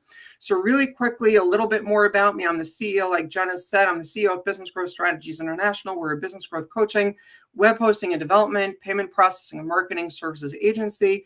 I'm an ambassador and official presenter for the Small Business Development Center here in the United States. It's an organization that supports over 1 million small business owners and aspiring entrepreneurs each year at about 1,100 locations nationwide. I have Speaker Bureau membership with SCORE, several top global accounting firms, banks, and more. I'm a 3-time top college speaker. And as Jenna said, I've been featured in so many different publications. And because of everything that I have done, as Jenna mentioned, I've published multiple works. I've got 3 more books coming out. And it's really all about how can I continue to share my expertise and value with people that may not be in a position to be working with me one-on-one, though I have multiple solutions through group coaching, e-learning systems, etc. So let's talk about the second thing I said I was going to tell you, the business growth possibilities. And for those of you that know Robert Kiyosaki's cash flow quadrant, you may have actually seen this kind of slide here, where on the left side of the screen, you see employee and self-employed. And the only difference here is you either have a job or you own a job. For most people that are working for themselves, they are on this side of the quadrant. You really want to be though on the right side of the quadrant as a business owner or as an investor. And the reason why the business owner and the investor side works is their systems. It's all about systems. People that own a job or have a job, that's all it is. It's a job. If tomorrow you go do something else, you're not really changing anything in terms of what you're doing. But I want to show you where everything really starts to make a difference and how you can start seeing tremendous growth in what you're doing. So when we look at the pie chart of business growth possibilities, there's profits, foundations, leads, conversions, transactions. These are all areas that you're going to be focusing in on in terms of what's going to be driving most of the value. Here's the problem, though, that this pie chart addresses is too many business owners are fooled into thinking the path to growth is found in the latest social media tactic, and they get distracted. Instead of taking time for a comprehensive and systematic examination of the core strategic possibilities. So when we look at foundations, we have strategy, market dominating position, etc. In leads, there's so many different things in leads, referrals, joint ventures, and we're going to touch on some of these as we move through the presentation today. In conversions, again, drip campaigns, things along those lines. Again, we're going to be touching on these areas. In transactions, you've got all of these additional products, downselling. Again, we're going to be touching on these. In profits, upselling, cross-selling, and others, we're going to be touching on that as well as we go through the process. And you see here that the entire setup is really, it seems daunting to a great extent, but it's actually even far more complicated. And I'm going to explain how we can make it a little bit easier for you as we move through the presentation. But if we look at transactions, we've got all of these different pieces that make up the transactions. And you saw that in the last slides. When we look at leads, again, digital marketing, etc., all of these different services, again, as we're looking at what is it that we're doing. And again, when we come back to that pie chart with everything, let's face it, the major hot button for most small businesses these days is the ability to generate leads. A lot of you are probably trying to figure out, how am I able to generate leads, right? What is Jennifer going to be sharing with us about how to generate leads? All small businesses want more leads. Few of them know how to successfully attract customers, though, to their business. We're going to be showing that to you. And as a coach, I like to show business owners that I have an in-depth knowledge and skill when it comes to generating leads. And we're going to cover the process that I use to do that. So as we look, though, at really where we are, we're going to look at the more leads for a second. And so we have websites, social media, SEO, email marketing, Facebook, pay-per-click, so on and so forth. You've heard so much about that over the time that you've been on this summit and other programs that you've been on. Different people are telling you different things. But here's the thing. When you are out in the savannah, you've got the giraffes, the gazelles, the elephants, they're roaming around in the wild. And then you have the lions, jackals, and hyenas, right? Predator versus prey. If you are doing what everybody else is doing, and you are the giraffes, the gazelles, and the elephants, you're going to be running for your life when somebody comes running for your lunch. You need to be a renegade marketer and somebody that's going to be stepping away from what everyone else is doing and focusing on the foundations. We covered that a moment ago in terms of what you need to be doing in your business so that you can start really growing. Don't just listen, oh, you got to be doing Facebook ads and Google ads and this and that because someone said that that's what to do. It's when you have the right mix, the right message, the right opportunity, that's where you're going to be in a better position to do what you're trying to do. And so let's move on to the third thing I said we were going to cover, the 5-step profit formula and how you can use it to grow your business. So in the 5-step profit formula, we have more leads, more conversions, more transactions, higher prices, and more profits. Let's start, though, with more leads and marketing and advertising. So you see here a couple of different pieces, and these are all part of the strategies that we use and are available in our e-learning system, bgsiacademy.com, in terms of people that want to be able to just focus in on these areas and get more opportunity. But let's look, though, at our profit growth calculator.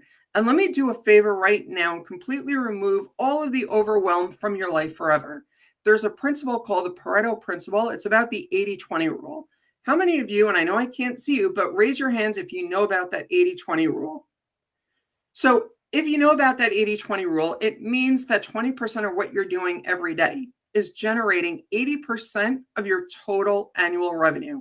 In other words, if you only do a few things every day in what is going to be making you the most money, you're going to be getting significantly more revenue and more time to focus in on those few things that make up that chunk of revenue. So there's 5 key areas that make up that 20%: leads, conversions, transactions, pricing, and profit. So remember, I told you that I'm going to help you find more money and get more leads and revenue the easy way. So how can we do this? We're going to focus in on a few key strategy areas in these places so that you're going to be seeing exactly what you're going to be getting. And when I use this profit growth calculator, and again, I know it's kind of small on the screen, but if I put in some numbers on the screen right now, you see it a little bit bigger. So if I'm looking at the number of leads, and I'm just saying, let's use 1,000 leads as an example, and I close at 25% of the time. If I can increase that by 10%, I'm significantly increasing my number of leads and the conversion rate that I'm going at also, because I understand what I need to do to really make a difference. And we're going to cover exactly what you're going to need to do to have better conversions. Transactions and prices, again, same thing. We're going to look at that as well, how you can increase that too, and then ultimately your profits and how you can increase profits from there too. When we look at what you're doing though, on 1,000 leads at 25% with 10 transactions and $100 a year at 25% profit, you have $62,000 in profit. When we increase that by 10% in each of the areas though, you have over $100,000 in profit. That's not bad when you look at what you're doing, focusing in just a couple areas. And I'm going to show you how you can focus in on these areas and generate more possible revenue. When we though look at a 50% revenue increase, look how that changes. Now you're over $474,000 in profit. And that's really where it's key for you to be driving yourself to. And when you see how you may not get it in 90 days, but you may get it in a year from now, if you're really focused on what you're doing and you use these strategies and tactics to really help you grow your business. Here's the key to successful marketing. You must enter the conversation taking place in the head of your prospects. We have way too many things going on in our lives, and we've built up a wall of what stops us from being in a position to really pay attention to everything else. So if I have something going on in my mind, you have to be able to address it. You have to answer the number one question on the prospect's mind at just the right time. And the conversation that's taking place in everyone's mind revolves around 2 major points. There's a problem they have and they don't want, and there's a solution or a result they want and don't have. So how are you going to do this? We use our conversion equation. And our conversion equation is based on the interrupt, engage, educate, and offer. The interrupt is your headline. When I see you at a networking event, when I have something in print, when I have something on my website, whatever it is, I need to have a headline. It's the very first thing you see, the very first thing you hear, the very first thing you're reading.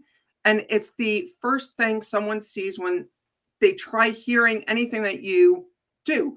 And so when someone asks, what is it that you do? The first words out of your mouth has to be your headline. And it must address the problem your prospects have and they don't want. The engage is your subheadline.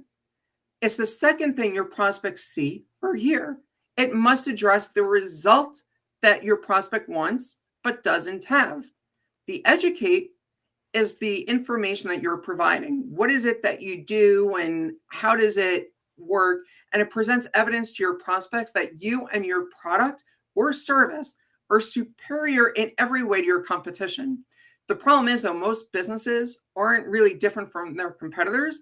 And that's why you must innovate your business to create what we refer to as a market dominating position. And I'll talk about that in a moment. You must make your business unique. It must stand out from the crowd. It must make your prospects say to themselves, they would have to be absolute idiots to not want to buy from you or to buy from anybody else, regardless of price. And then finally, the offer. It must be so compelling and so irresistible to your prospects that they can't turn it down. Here's another critical fundamental of marketing, though. It takes multiple touch points before your prospects are going to buy what it is that you're selling. If you are selling through the old way of selling, it takes from anywhere 20 to more than 100 touch points before a prospect makes a buying decision. Think about what you saw on social media. How many times are you seeing the same ad? Think about the advertising you see on television, in magazines, in direct mail ads that may still be coming to you. There's so many opportunities that are going out because it's cold traffic. They don't know who you are and if you're really qualified to speak, because they're not following the conversion equation.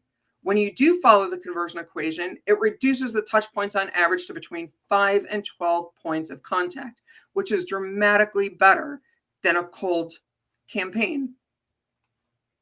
So here's the thing. If we look at the buyer's journey, we have what we're used to. We're trying to figure out where we're going, trying to figure out exactly where it is that we're going to be buying. Here's the thing, though. Only 1 to 3% of buyers are now buyers, which means 97 to 99% of your buyers are maybe sometime or never buyers. If I have a tooth that's bothering me, I have to go to the dentist. I don't care which dentist I go to. If I need a dentist, I'm going to look for a dentist that has an appointment. That's where I got to go. If I am not, though, in an instant need, I'm a soon-to-be buyer, maybe. And so you have to answer, why shouldn't I buy from you? And if I'm a future buyer, you have to answer the benefits of ownership and why should I actually buy from you? That's where you need to be, how you look at that. So when we look at the conversion equation evaluator, if a grade is below 3 or less, the ad has to be reworked. And you see here exactly what it is that we're looking at: the interrupt, the engage, the educate, the offer.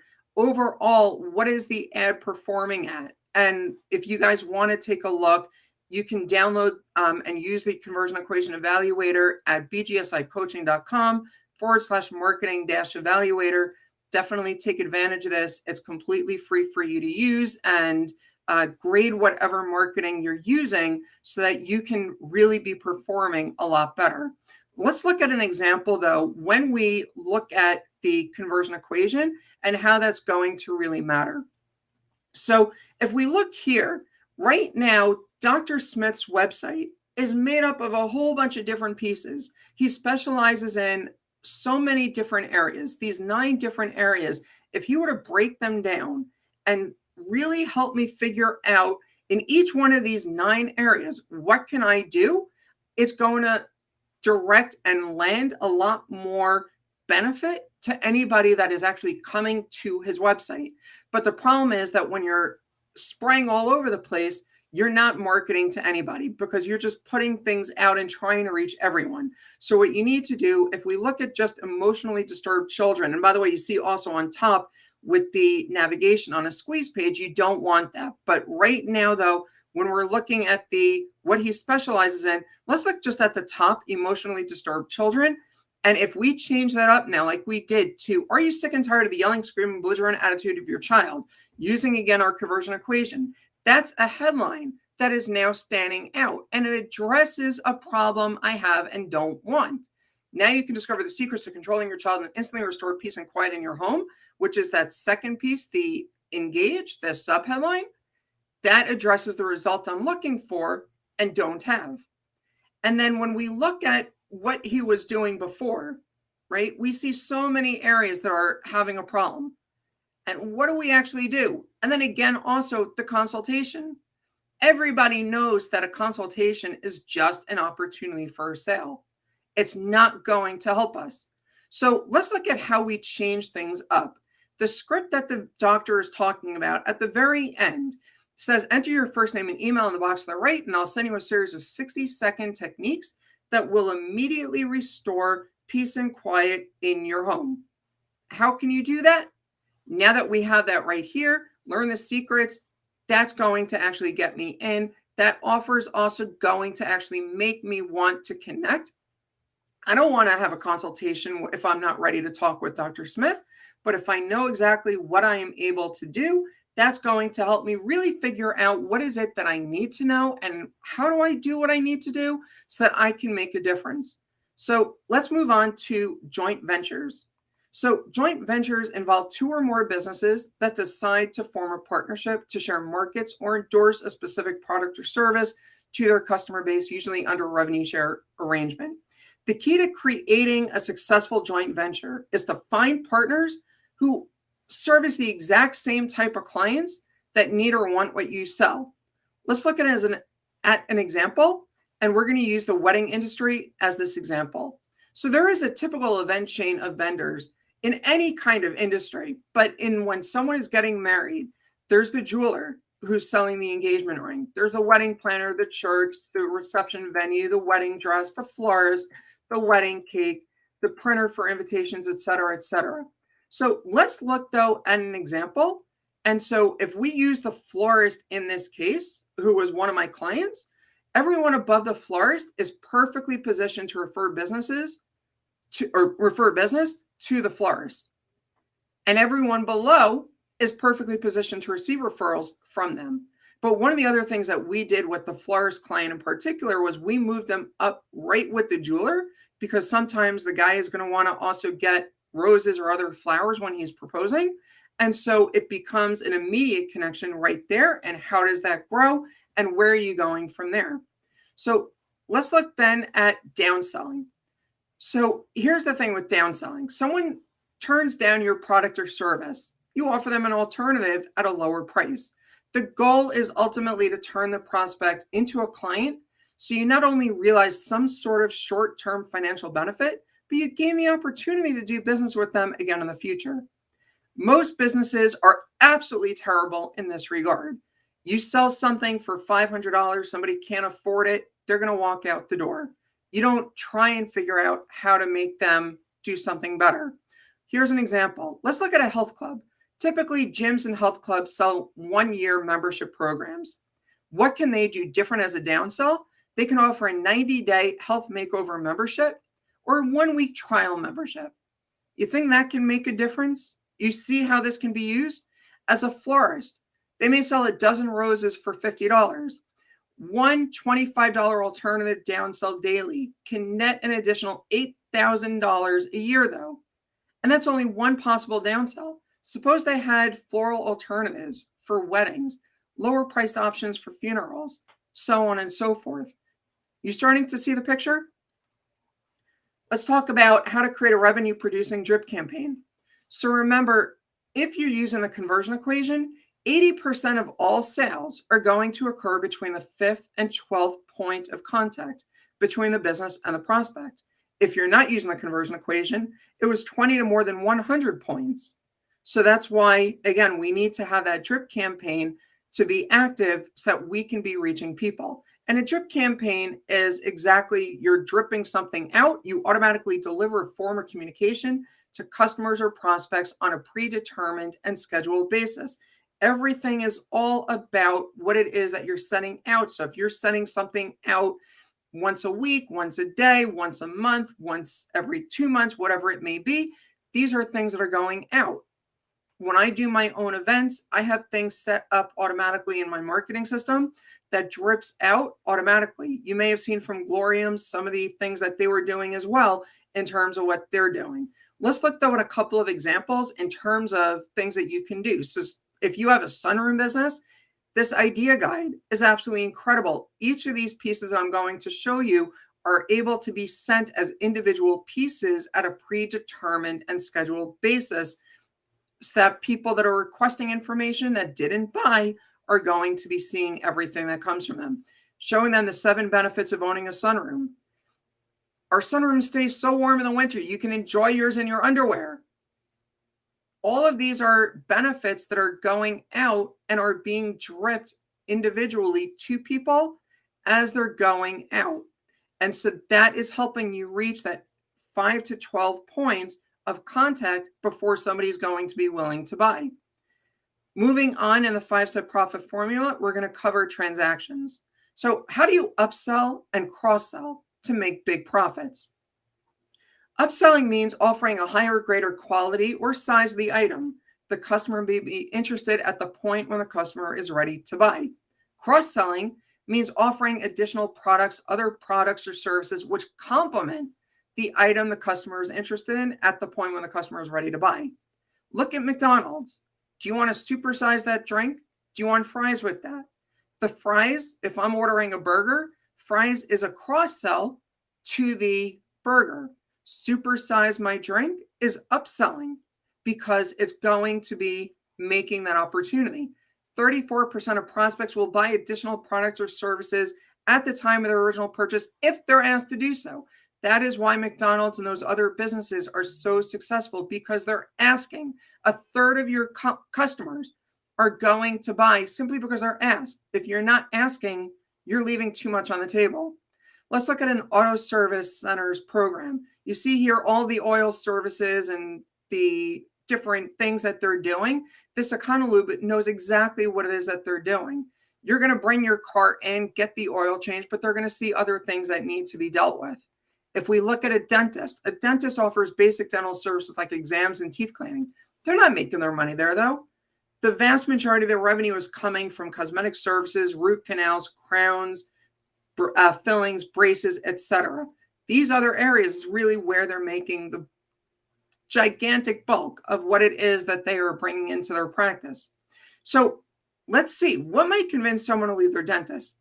Here in the United States, 85% of the population has medical insurance. Only 50%, though, have dental insurance. Among those without dental insurance, 44% said that was the main reason they didn't visit the dentist. Think about that. If you're a dentist, almost half of those without insurance said the reason they didn't go to the dentist is because they didn't have insurance. So what do you think might happen if a dentist specifically targeted families without dental insurance and offer them virtually the exact same service as those with dental insurance, but without paying the expensive premiums? So let's look at a couple of examples here. No dental insurance, no problem. Quality dental care for families with no dental insurance. There's tons of ways that you can possibly be moving forward. The dentist, by offering a routine exam and cleaning for $25, which is roughly the normal copay with insurance, covers the cost of their treatment. But then when they have you in the chair and they see, oh, you got a cavity, you need crowns, you need dentures, you need braces, all of these other areas is all right there, just like the oil change shop. When somebody is there, you're able to sell all of these additional offerings, and opportunities come when you think, what else can you offer? The other thing that you need to be paying attention to is stop discounting. Let's look at bundling as a way to stop discounting. Bundling, and for those of you here in the United States, you may have seen ads. Many of the insurance companies are selling home and auto insurance together. It's simply the process of grouping together certain products or services to create packages, which are then sold to clients. The problem is that small businesses are terrible at conveying their value proposition. Therefore, price becomes the only value proposition left to consumers. When you bundle, you create an apples to oranges comparison and remove price from the equation, because customers today are shopping value, not price. You need to be giving that value proposition. What is it that's going to make it different from everybody else? So when we look at bundling, the real key to success in marketing is to offer more value than your competition. Prospects are going to pay twice the value if they believe they're getting 4 times more value.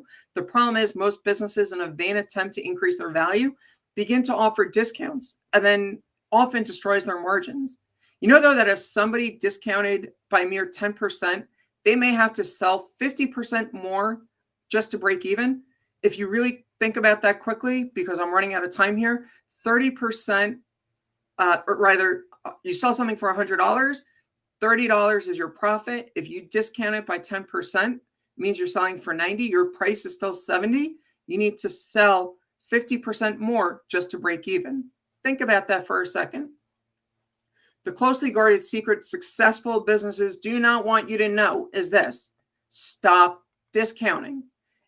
You need to innovate and offer more value than your competition.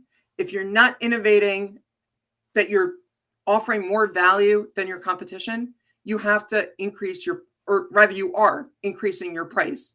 When you discount your price, you lose the entire value of every dollar that you're discounting.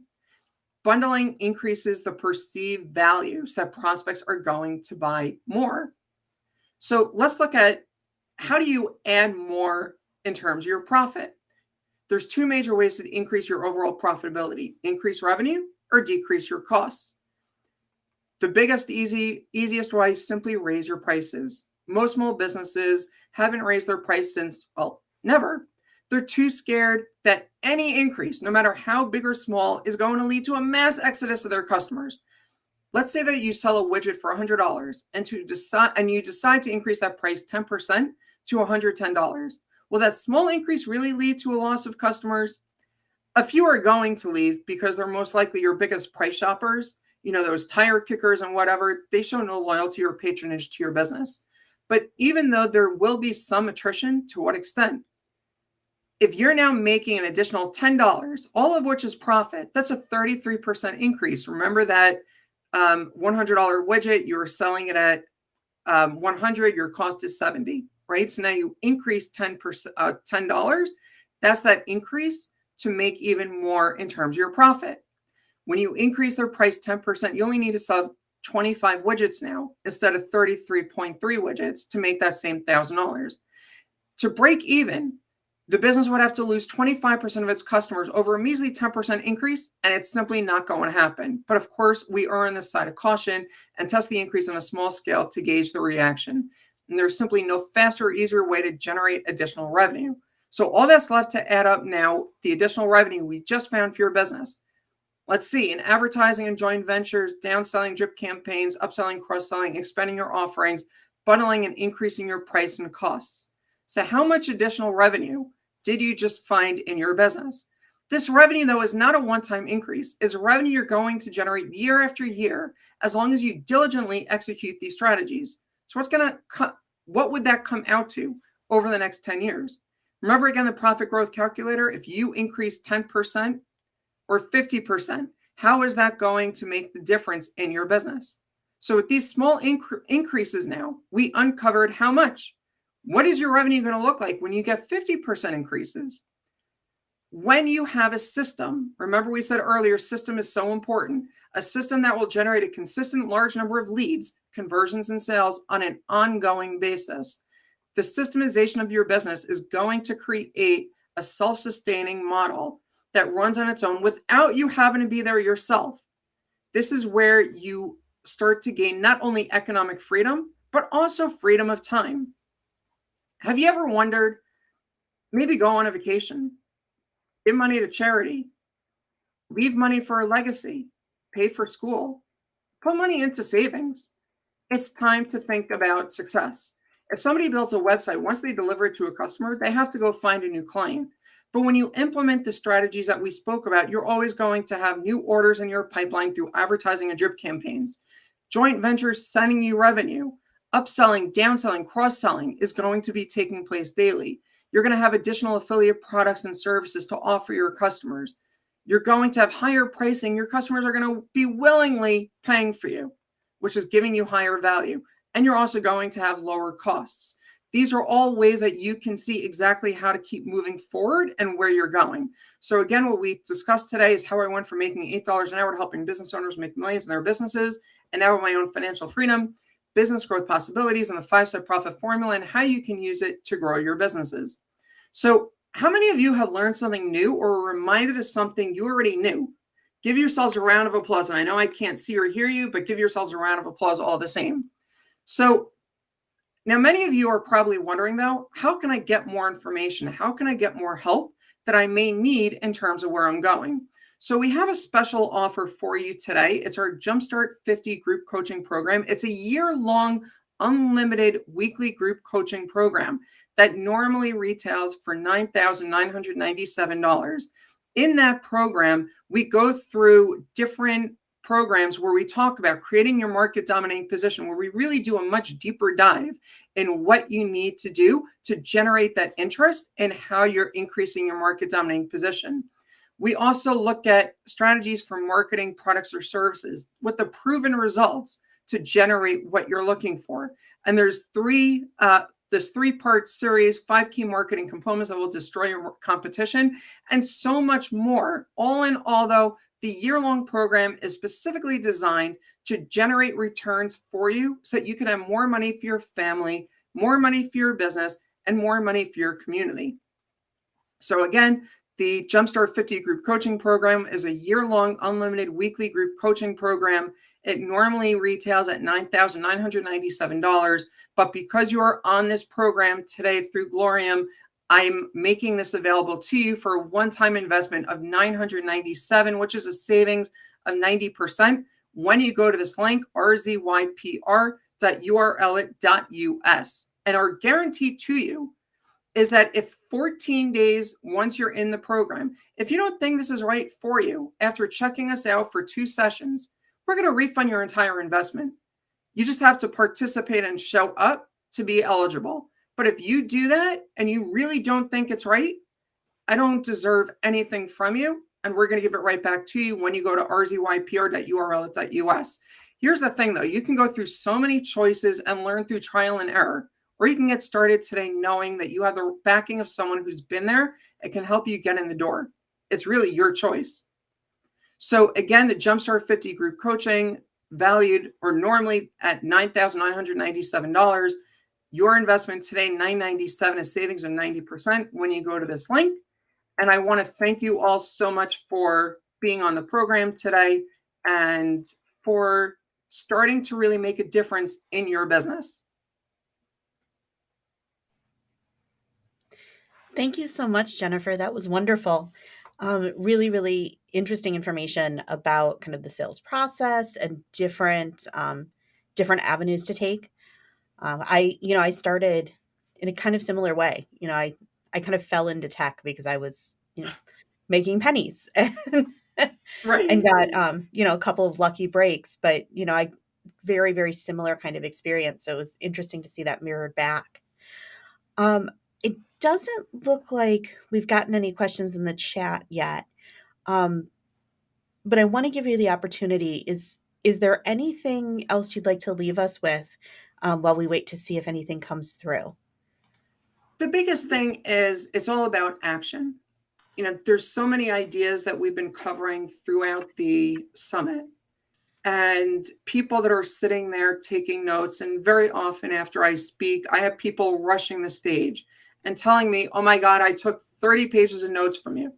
But it's all about the action. What is the follow-up piece that somebody is going to be doing that is really going to be making the difference in terms of what's actually making the difference with the time that they just invested, right? If somebody went to this summit and they invested the last 2 days listening to the speakers, but they don't take any action from what the speakers were talking about, what did they do for the last 2 days?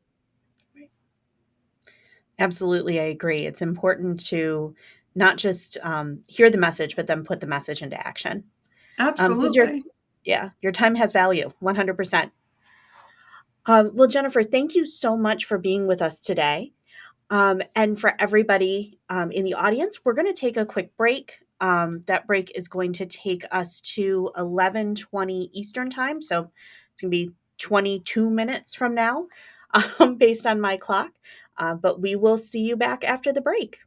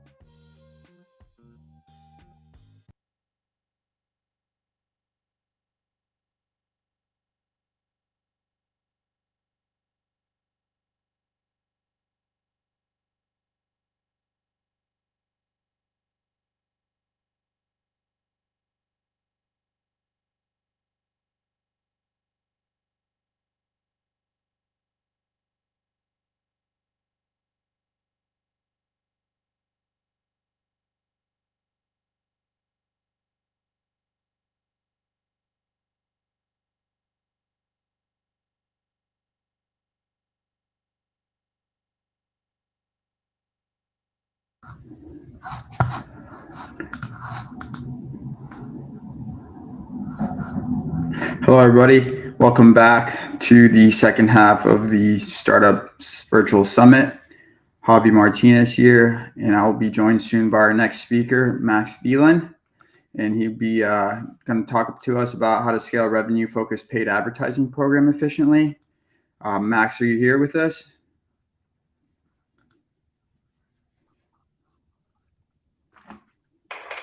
Hi, can you hear me? Yep. How's it going, Max? Great. Oh, doing well. A little tired. I just got off a flight to Madrid, so. Ooh. But you're a little jet lagged, to say the least. Yeah, a little overnight flight. Well, thank Hopefully you so I can much keep for up for joining the us. next 40 minutes. Yeah, well, we appreciate you joining us. I'm going to pass the mic over to you, and then I'm going to go off screen. So you got the next 40 minutes to, chat it up with us. Awesome. I'm really looking forward to it.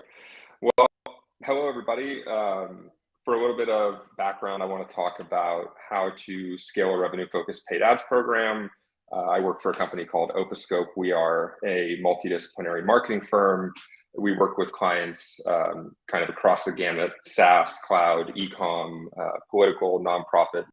What we do is basically help companies drive smart growth. So my name is Max. I'm the VP of Growth here.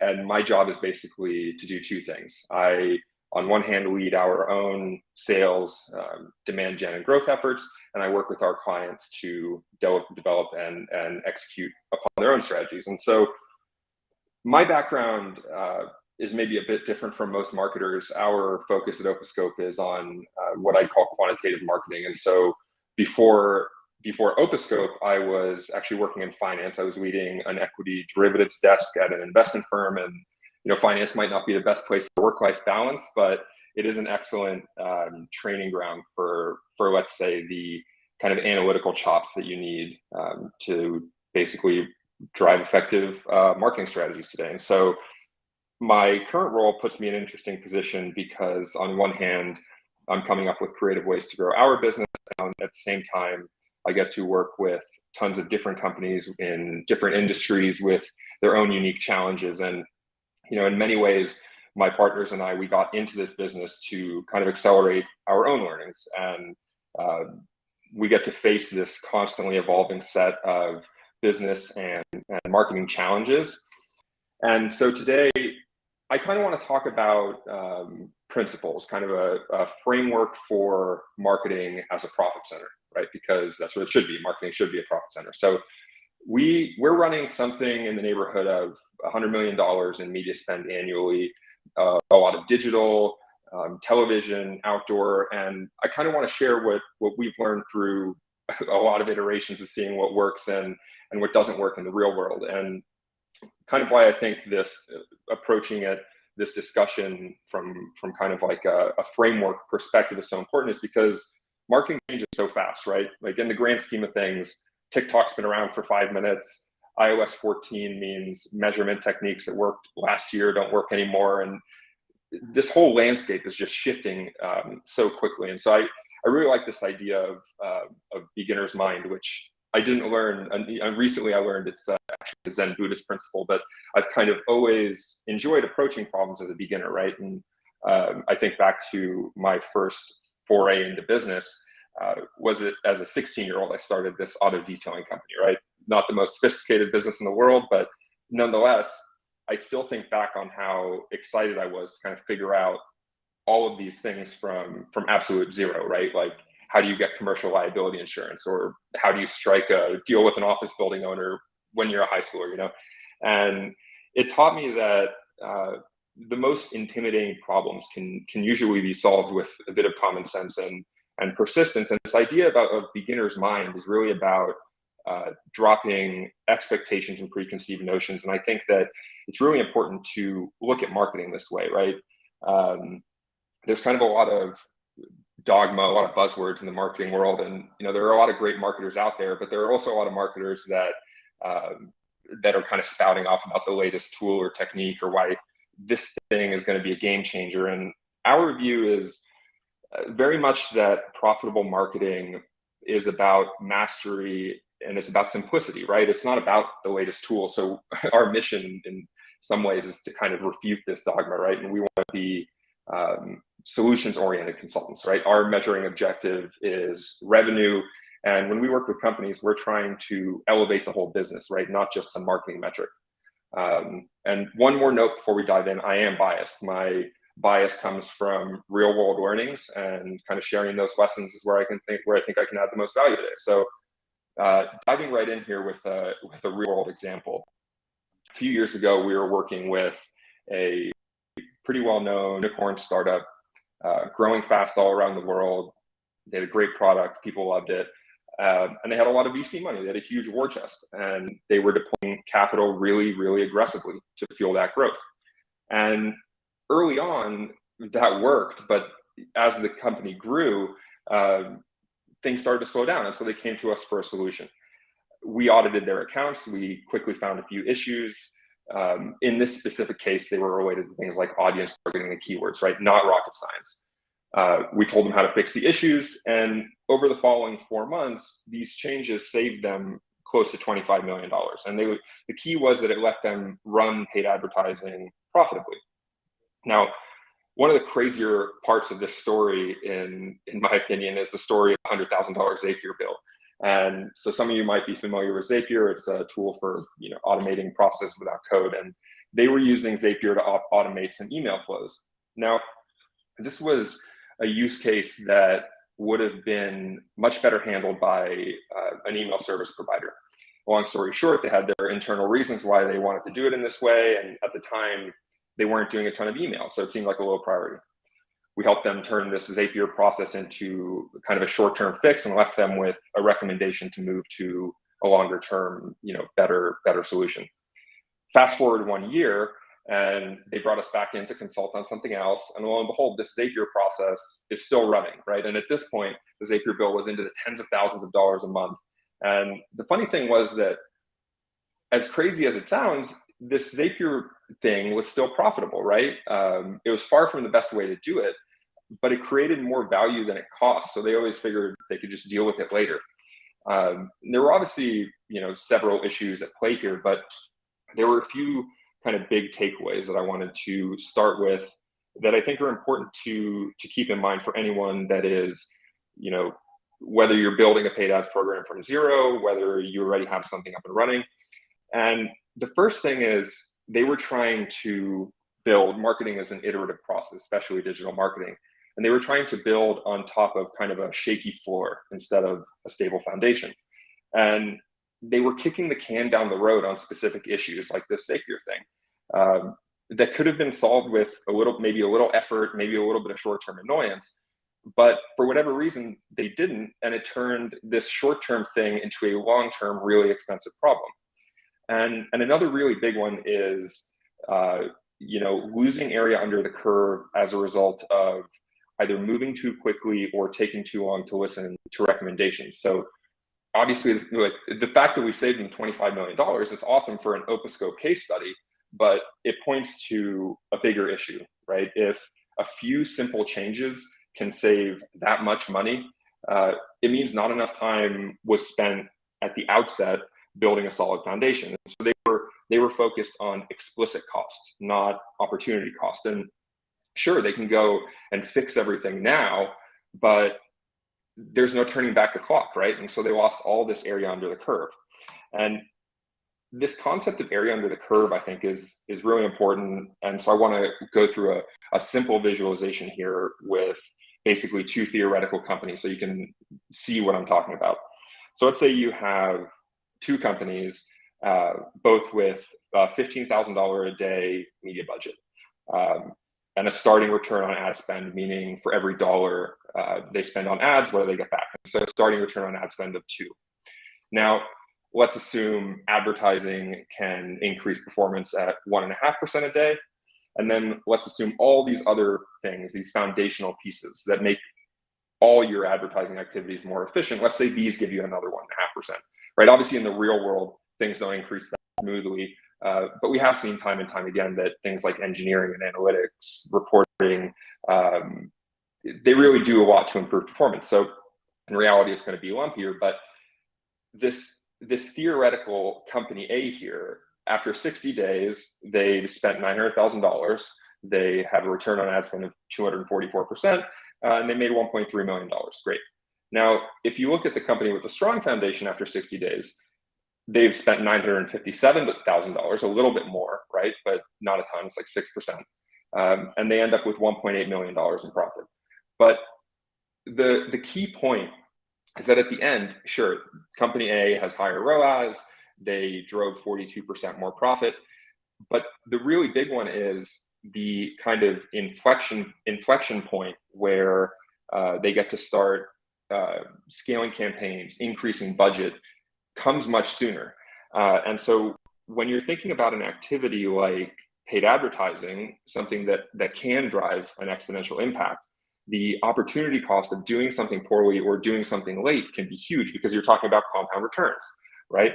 And so I think important way or a good way to think about marketing is as two disciplines, and kind of not acknowledging these differences is one of the biggest pitfalls or mistakes we see growing companies make, right? So in one corner you have traditional marketing. That's stuff like branding, logo design, messaging, what you usually think about when you hear marketing. In the other corner, you have stuff like, quantitative marketing, you have analytics, implementations, conversion rate optimization, so on. And in many ways, these two disciplines are kind of in conflict with one another, right? Traditional marketing is flashy, it's cool. This is the stuff that's going to get you into ad week, hiring for these roles is often more straightforward because people can wear many hats. These roles benefit from being in-house. You probably want the person that's establishing your brand voice to be on the ground at your company. Quantitative marketing, on the other hand, it's really in the weeds, right? It's not flashy, but it is really measurable. And it doesn't look like what most people think of when they think of marketing.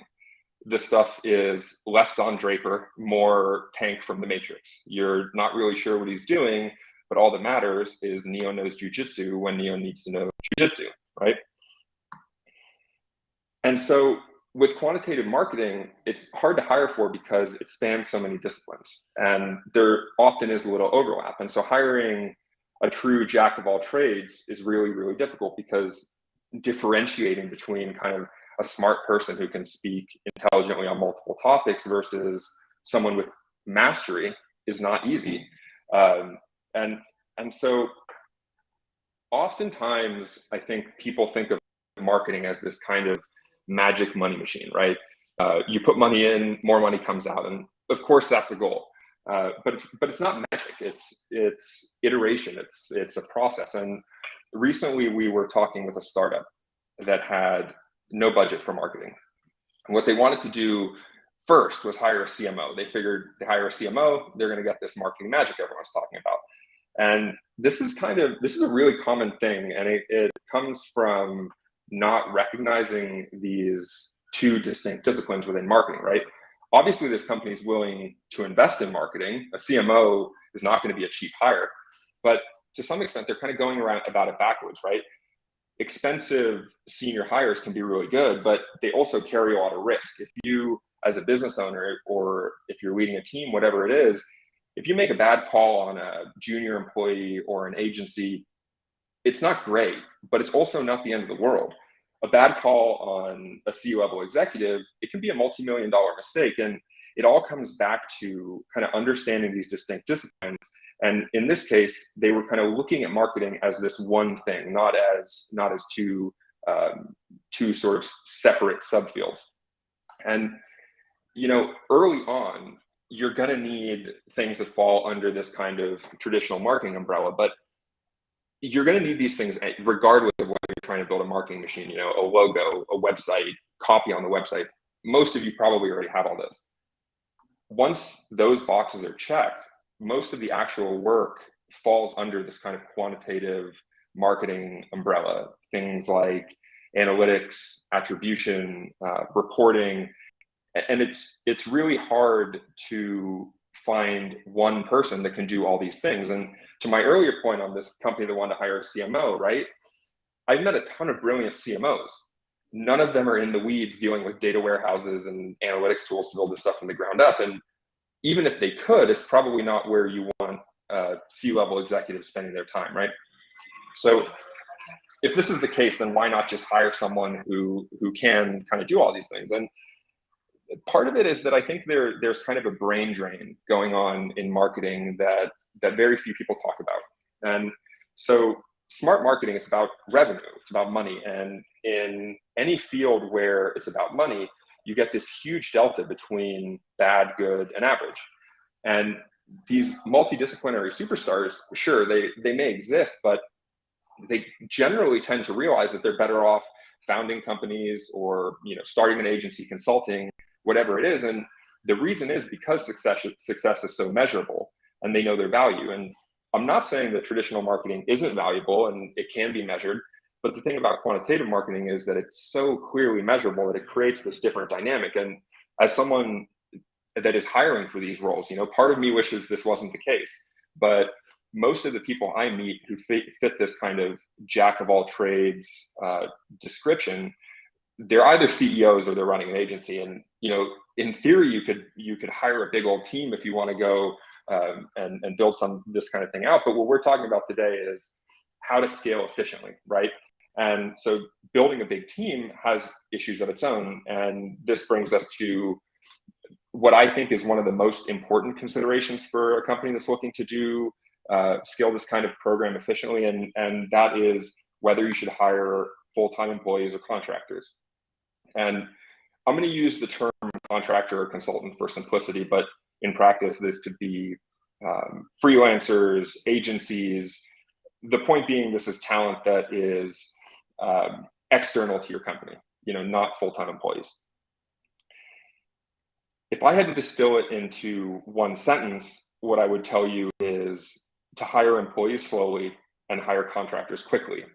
And understanding kind of where and when to hire contractors versus full-time really is foundational. And I think a lot of people look at this as, somewhat binary. I'm either going to outsource or I'm going to build a team. But I'd argue that kind of a unified strategy is what makes the most sense. And it's not just that kind of getting this dynamic wrong can be a mistake. It's also that getting it right can be such a powerful lever for driving fast and efficient growth. Now, I'm a consultant, right? So I expect that there might be some raised eyebrows here. The consultant's about to tell me why to hire consultants. That's not really my point. It's more that, overhiring or compromising because of resource constraints, that's a problem for any business. And when it comes to paid ads, you need to get so much stuff done that so much of it is about figuring out the most efficient path forward. And so contractors, they're definitely not a magic bullet, right? And you probably do want to build a team. Employees bring stability. They bring continuity in a way that contractors can't. Employees build processes and culture. They build the stuff that becomes the fabric of your organization. And so when consistency and longevity and process competence are key, hire employees, absolutely. Contractors can be great, but they can also cause real problems. They're not part of the company hierarchy. They're often not there for the long term. They might shake things up. You're probably bringing them in to shake things up. If a project fails, but a consultant met their deliverables, you still need to pay them. If a consultant comes aboard for a short-term project, maybe they drive short-term results, but if they don't build a sustainable framework, maybe their solution goes off the rails after they leave, and now your team is stuck reverse engineering a system they didn't build, right? Which isn't a good situation for anyone. Now, the most challenging part is often finding good talent, finding good contractors. And an important thing to keep in mind is that a big part of a consultant's job is to convince you that you need them, right? And so it won't be the first time they pitch a company like yours. They probably hone their pitch across hundreds of reps. And one really simple kind of smell test, I think, is if a consulting firm's pitch doesn't involve them actually delivering some kind of insightful, actionable problem solving and real evidence of their ability to deliver, in your case, beyond just a fancy deck. If they can't do that, you should probably run away. But But all this to say, contractors or consultants, they can be kind of a force multiplier. I think people are skeptical. Sometimes maybe they've had a bad experience with agencies or consultants, whatever it is. But in many ways, what we're talking about are, they're commoditized services, right? Like with a lawyer or an accountant. Some of them are good and others are bad.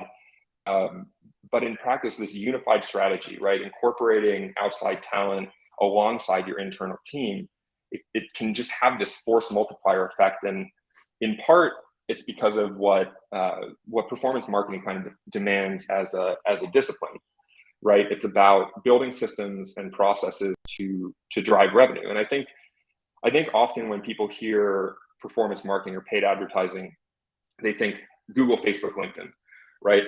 But none of these things exist in a vacuum. SEO, paid ads, technical factors on your website like page speed, your landing pages, all these things play a role. So you don't just need good ads, you need systems that make it possible to iterate, to rely on data. And there's just so much more under the hood than it can kind of appear at first pass, right? And so in terms of executing, it's not really practical to think you're going to have this kind of clean curve up and to the right, especially as you're building things out. There's 10, 20, 100 things you need to get done. And ideally, if you want to scale efficiently and profitably, you want to be doing things in parallel. You want to start making progress and gathering kind of data and learnings and driving revenue. You want to do it quickly. And so the reason that consultants or outside teams can have this kind of force multiplier effect is because they may be able to come in and identify what can be done in a week, what can be done in a month, what should be done first, what should be done second. And they can help guide you within those constraints. And they can help you kind of build these foundational pieces so that you can iterate along the way and kind of build this strong foundation that I keep kind of harping on, right? Because keeping an eye to the future, even on day zero, is just so important. And, there's this term ball of mud, which maybe some of you are familiar with. It comes from software development, but it can be applied to non-code systems as well. And basically what a ball of mud is anything that's kind of so unwieldy and complex that it's really difficult to work with and even harder to change. The story I shared early on about this company with this Zapier kind of fix, right? Perfect example of a ball of mud situation. The right person would have known immediately, kind of at the outset, that like you shouldn't build this on Zapier, even for a day, But the issue is that especially if you have a lean team, they might not know that there's a better solution, right? You just have people trying to solve problems, and it's not like this Zapier solution was built out of some kind of malice, right? It was probably built because someone had a million things going on and they got assigned this task and they just had to figure it out, right? And so when you're talking about employees versus contractors, the thing that consultants can do, I think, is they can act as kind of this ski guide, right? And they can like let you know that there's a cliff halfway down the slope before you start heading down. And part of that comes from, consultants have teams of their own, right? It's not just one person. And so this is why this unified strategy is important, is because building things right the first time takes so much less time, angst, and money. And when you work with good contractors, they can bring experience from, working across dozens of companies. And that breadth of experience means that they're not just presenting a solution because let's say some piece of your MarTech stack, right? They're not just going to say, use this because it's what I used at my last job kind of thing. They have the unique position of seeing what works across a lot of different companies and then kind of guiding you in that way. And so in many ways, just knowing what needs to get done can be as hard to pin down as actually doing the work, right? And kind of a last point on this, and this is a fun one as a consultant, we are really easy to fire, right? Full-time employees expect continuity and stability. Contractors don't. They know that if they don't deliver results, like they're gone. And that can be a useful dynamic as a business leader. And not just in the case of poor results either, right? Let's say you want to test a new initiative, right? It's way easier to engage some external resource, test it out, and then either move on if it doesn't work or hire someone if it does. And fast growing companies need they need special expertise, right? Maybe they need to make big changes. Maybe they need to architect a big initiative. And this kind of work can often benefit from outside perspectives, right? Results matter. You want to get learnings fast, and you need to be able to find out quickly if something doesn't work. And if it's not working, you want to have the flexibility to fire or replace whoever is responsible for that initiative. And that's not really a great position to put full-time employees in. Now, kind of putting it all together, so far we've talked about these different disciplines within marketing, employees versus contractors. I think this context is really important, but in terms of actually scaling a revenue-focused paid ads program, where should you start? So the first three things I think you want to do are invest in talent, build a solid foundation, and focus on what's working. Now, investing in talent, right? Maybe this is full-time employees, maybe it's external. Once you have this talent though, ask them where the low-hanging fruit is. I'd suggest you focus on engineering, tech, and analytics. That kind of helps you build the foundation that you want, right? And then the most important part is to actually do what your talent has suggested. Too many times we see it where smart recommendations are made, and like that first example with the Zapier solution, right? If you don't listen to the kind of the right answer, it's really hard to move forward. And so the second thing is building this solid foundation, right? You might have the best marketing team in the world, but if there are easy issues that are hurting performance, they're not going to succeed. If you're not at a point where you can, let's say, accurately measure the impact of marketing on revenue, you probably shouldn't be focused on A/B testing, button color on a landing page. A strong foundation means you have analytics and reporting built out. Maybe you have a marketing site, so your marketing team doesn't need to ask engineering every time they want to add a page.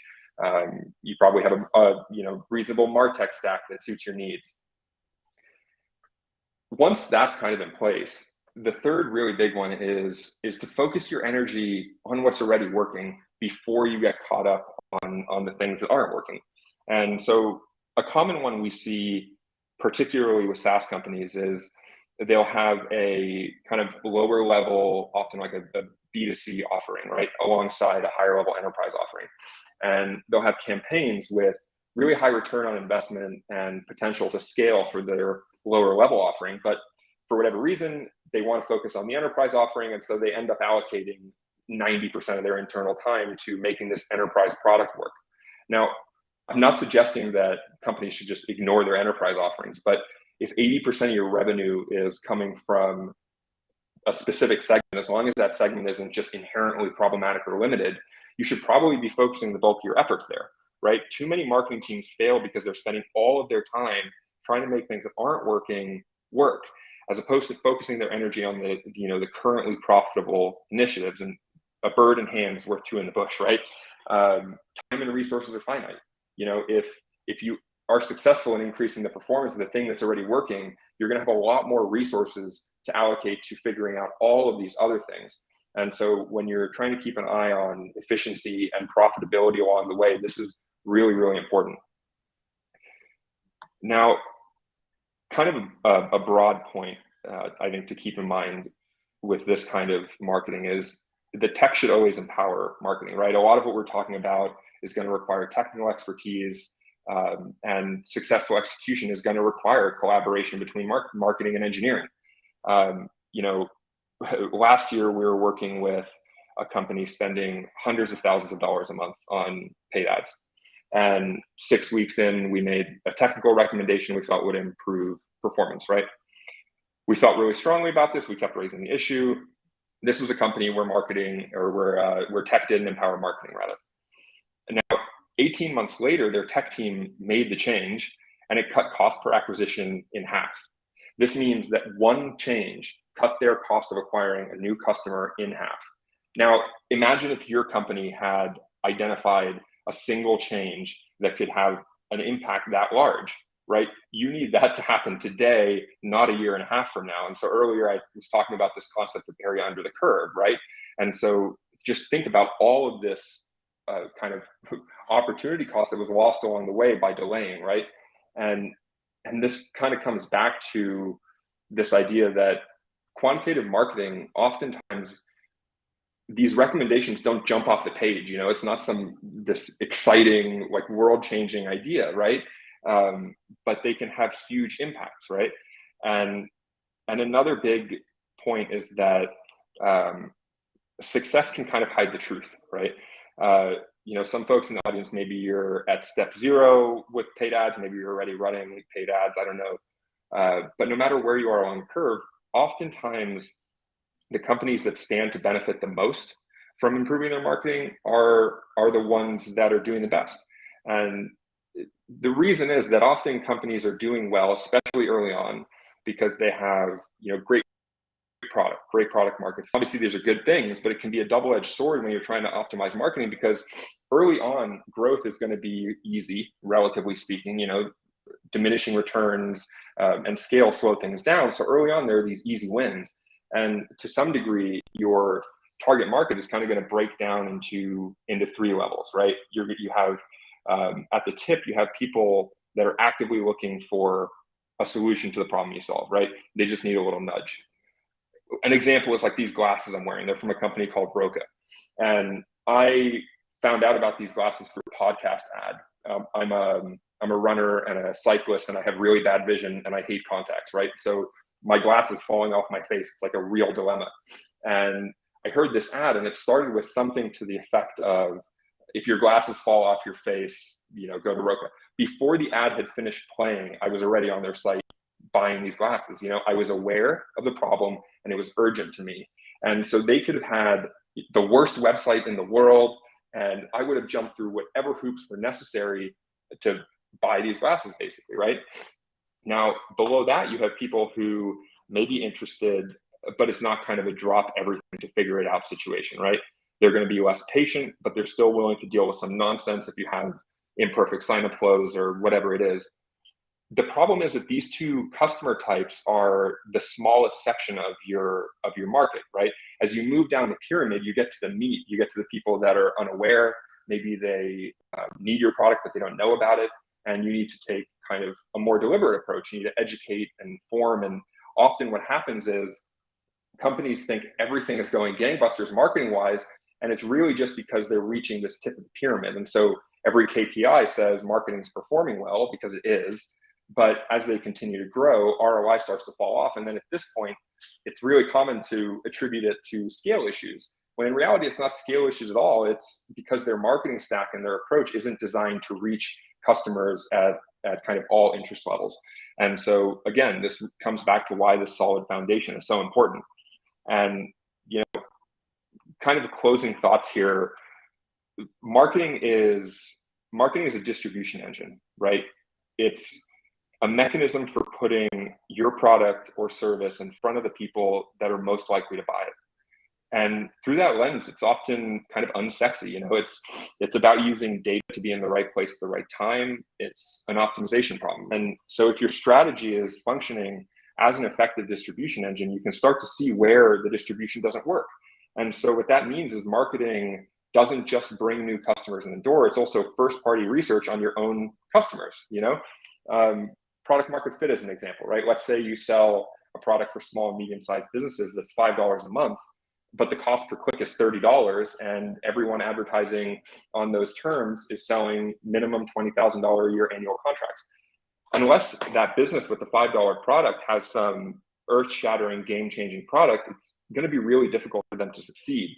And so the point is, if the market is telling you something, listen, right? Scaling a company is like trying to get in shape. Building your product, it's like going to the gym, right? It feels productive. Marketing is kind of like eating right. It can be a little bit of a pain, but the reality is it requires focus. You have to get it right, and then everything else you're doing in the gym, so to speak, will be enhanced. And that's all I got for today. I hope that was useful. I'd love to hear hear your thoughts. And yeah. Max, that was awesome. Thank you so much. We have a few questions, it looks like, in the chat. If you're answer them. Sure. I can read them off to you. The first one from Ethan James. What advertising platform is relevant in 2022 for the B2B segment in the US?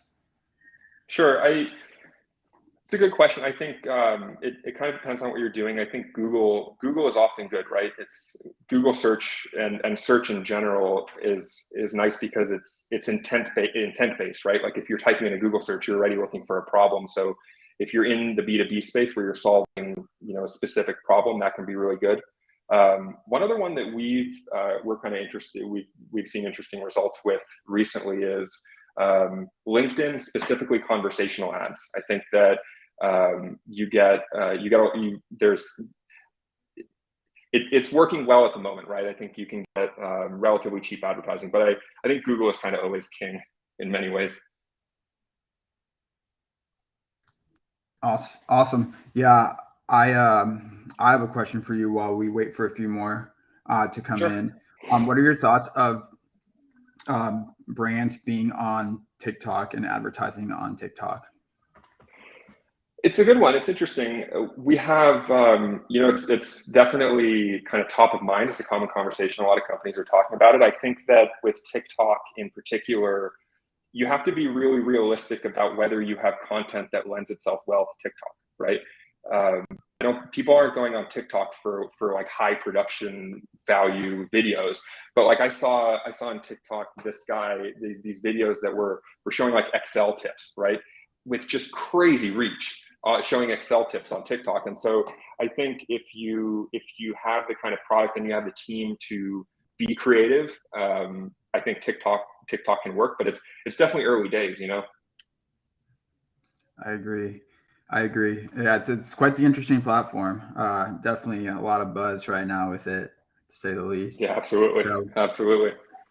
Well, unless we have any more questions, we have 2 or 3 more minutes with Max. Max, where can everyone find you online? LinkedIn, Twitter?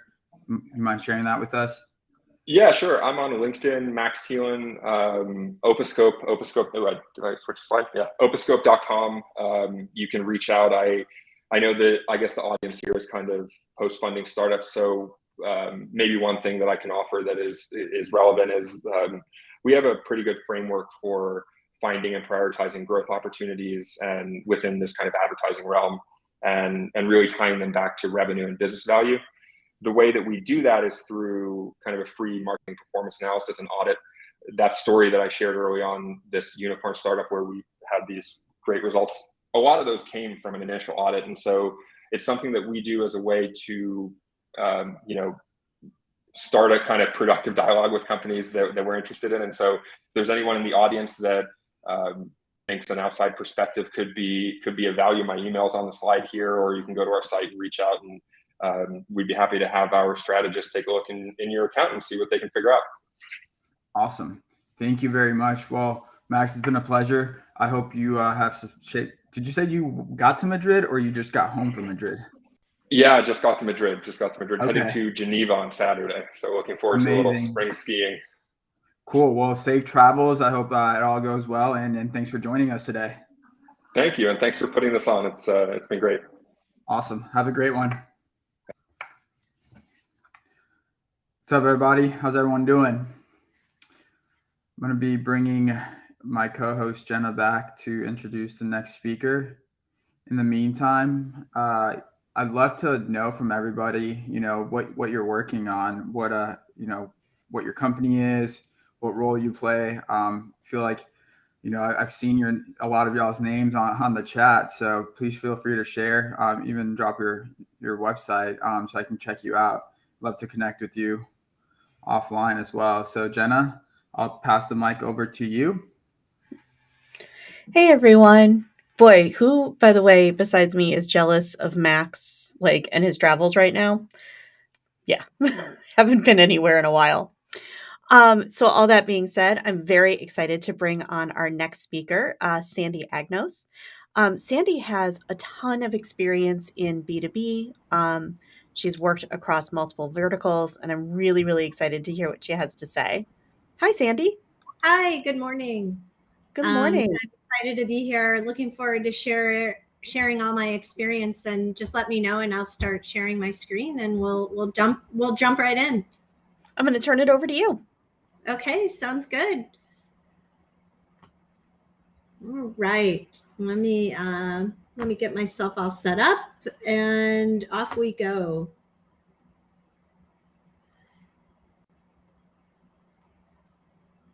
Okay, so we're going to talk about B2B innovation. That's where I've spent the past decade. I'll introduce myself a little bit more on the next slide, but I want to talk about some of the foundational things that you need to build and consider when starting and scaling for success.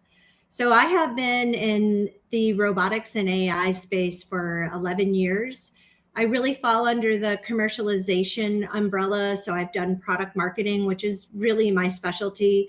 I've done product management, I've done marketing, and some BD, some partner management. I've successfully scaled a robotic fleet to over 10,000 robots in the field, deployed in the field, and that for the robotic space is pretty remarkable. Robotics in general has still not scaled. The exception to the rule would be iRobot, which is a consumer product. But in the B2B space, we're still seeing scaling, and I don't believe the industry has hit the tipping point. The exception and where we're seeing rapid growth today is in e-commerce because of supply chain issues. So you're seeing a big demand and big growth there, and that's very exciting. Customers that I have worked with include Walmart, Kroger, SoftBank Robotics, C&W, Simon Property Group. I've worked with large enterprise customers, but also smaller businesses and smaller customers. Where I've spent most of my time in robotics is with startups that are at the seed, Series A, Series B, Series C stage. My sweet spot is probably Series A to Series B. Right when you're getting into that market entry, your launch, and your market growth. The objectives and what I want to focus on is because I come from the robotic space, that means I've done a lot of work with hardware. So a lot of what I talk about will have considerations around a solution that is hardware and software based. So I'll talk a little bit about platform software and hardware solutions. I'll focus a lot on go-to-market planning and in the earlier stage and how important the foundational work is. So I'll touch on marketing, product, sales, and service, and really what the cross-functional ecosystem needs to look like. And the reason I'll stress that is because the foundational work you do is what's going to allow you to scale that much faster. Getting past the pilot stage, when you have new tech, you're doing demos, but in robotics, you're also doing pilots, which can last from weeks to months, and you can get stuck in those stages. So I'll talk about some tips on how to get past the pilot. I'll talk a little bit about regional and international expansion, and then the last part I'll touch on will be keeping lean as you grow. What can you leverage externally? What do you need to focus on internally? I'm so sorry, Sandy. Sure. Your slides aren't sharing. They are not. Okay. I will need some help then because I did my run and it showed that I did it. Let's see. Let me do share screen again. Sorry, everyone. Okay. It happens. Yeah, sure. Share screen. Screen 2. Share. Let's see if we're there now. Now my screen says that I am sharing my screen. Are you able to see anything?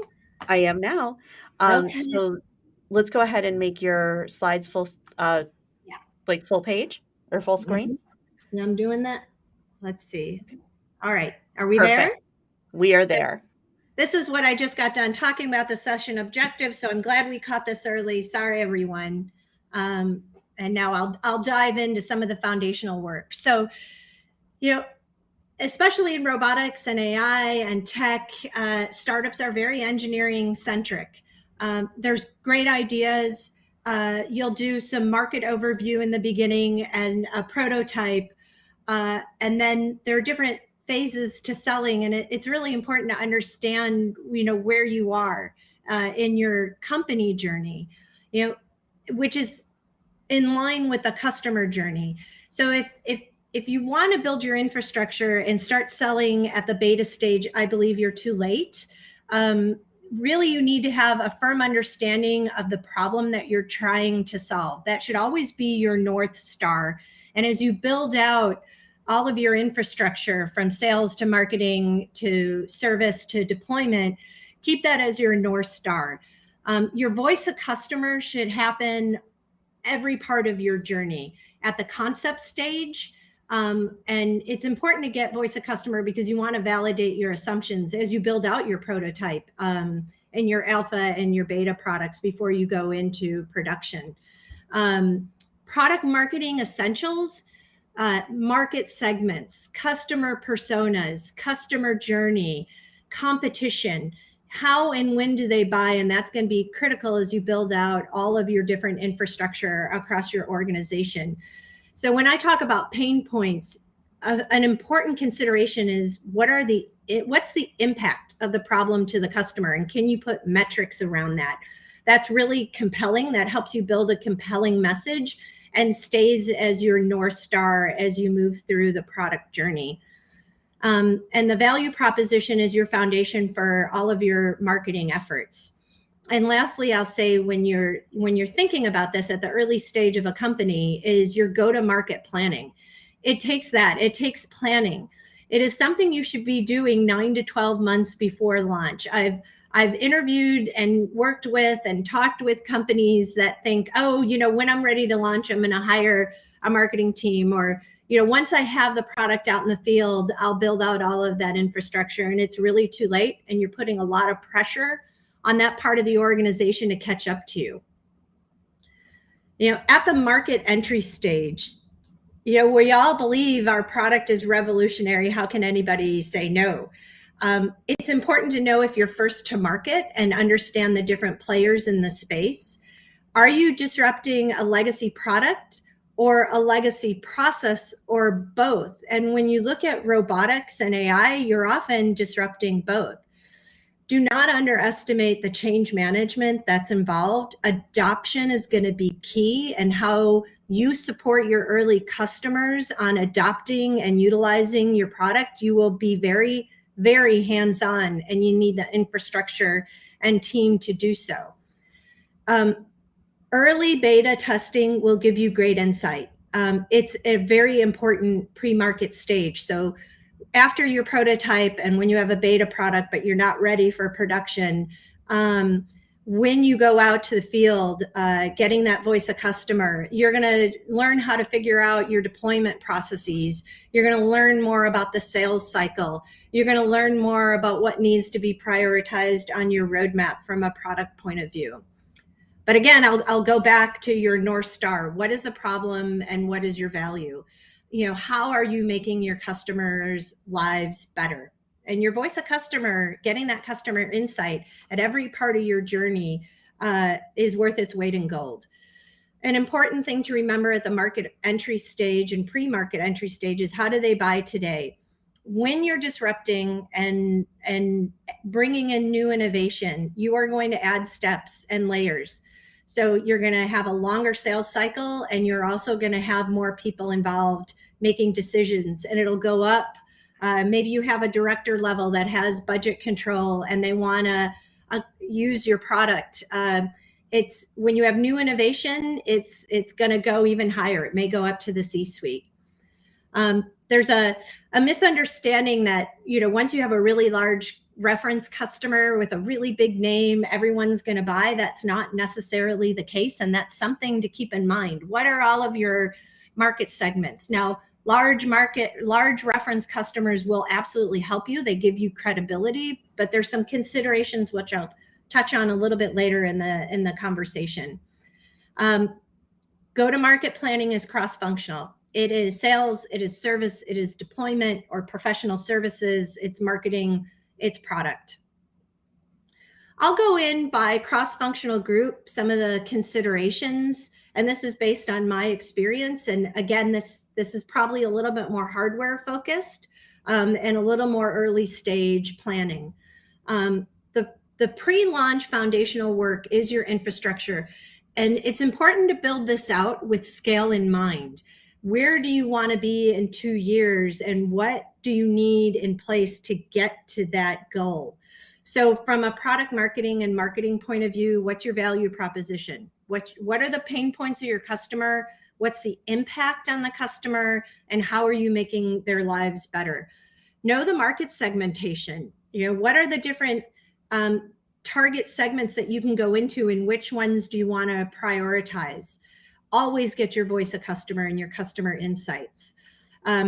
Customer journey, customer personas, sales enablement, which can really cross a lot of different disciplines and types of sales enablement. Demand generation, which I separate from lead generation. I talk about demand generation as educating your customer. It's getting the customer ready to buy. It is nurturing, it's educating, it's enabling. And then once you have a customer base, it's expanding them. But it's centered around content. You're using key opinion leaders when you can.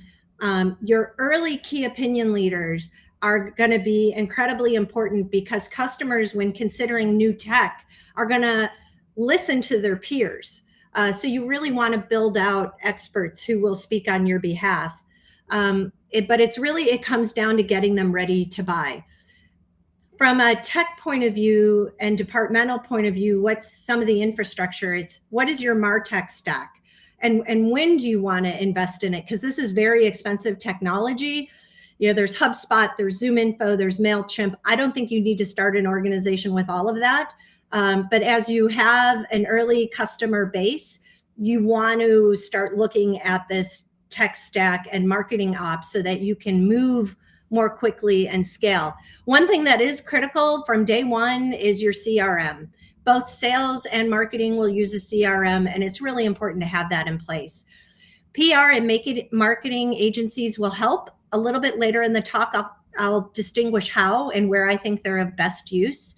And then product marketing and marketing should be heavily involved in demos. And if you're looking at a hardware solution, you need to talk about shipping and scheduling. And that's infrastructure you don't want to do on the fly because it'll affect how you perform once you're out in the field.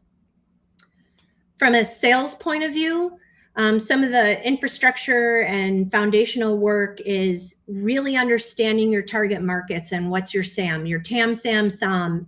Usually that's all done within product, but I'll say sales and product marketing are also going to be heavily involved in determining that. Are you selling direct? Are you going to use sales channels or partners? I'm a big believer in innovative, disruptive tech that you should have some internal salespeople to start. They need to be the domain experts, and they will help as you expand to sales channels and sales partners. Really understand your customer journey, how they're buying today. Are you going to do, is it a capital purchase? Is it a subscription? Is it a combination? Is it a rental? Flexibility and pricing and how customers can purchase, especially in robotics, I think is key, because you'll find each segment and each customer might have cash in different places. They might have more capital and they might have more operational. It's really important to understand that. So that goes back to understanding your customer personas and their journey and how they buy today. New tech will add more steps and stages than a legacy purchase. It's a higher level approval, and you'll need additional proof points. So I'll talk about how to be successful there. And your beta customers, some of them will be your early conversion, and they're your early customers where you're really going to learn and hone and perfect all of your approaches cross-functionally. From an infrastructure point of view, what do you need? You need a CRM. I do not recommend starting with Excel. get the Salesforce, get the HubSpot, because what you're going to find with either of those is that you need to perfect it over time. A lot of people will buy the lowest level of each to start because it's such expensive tech. And then you find it doesn't meet your needs and you upgrade over time. But it can get really messy really fast if you don't set it up right in the beginning. So take the time to build that out and have it honed as you grow. Your contracts, are you going to have a master service agreement? If you're trying to get enterprise customers, then you want an MSA. And this is when you're going to tap into legal, whether it's in-house or external. I think when you're early, you can do external. What are your business processes? Especially if you're working with an OEM or a partner, you really need to understand the business processes of how information is going to flow between the two organizations. So sales op is an important hire. Legal review on your contracts is really important. What are your accounting processes? Pilot planning, especially with the market entry stage. How are you going to do your demos? I consider a demo is something you can do online or by video, or it's one day. A pilot is when you get into multiple days, multiple weeks, and sometimes even multiple months. And don't underestimate in robotics, you can end up in a pilot for months. So there's a lot of planning involved from a resource perspective and setting your goals.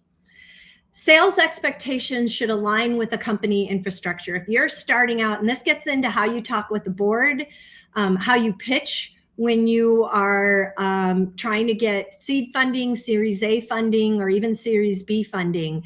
If you've got all your infrastructure in place and you've had some successful pilots and betas and you have momentum, then you can, I believe, have a more aggressive sales forecast. But if you don't have this infrastructure in place, be careful in making an assumption of what you're going to grow in 1 year or even 2 years. You probably want to be very conservative in your first 2 years and then get more aggressive in your sales funnel and your sales forecasting when you get to years 3, 4, and 5. Deployment and support, which is very important when you have a hardware solution. How are you going to ship it? Who is going to be your shipper? Who is your field team? Who's going to go out there? Or can you self-deploy? Can your customer deploy the product? Can you remote deploy?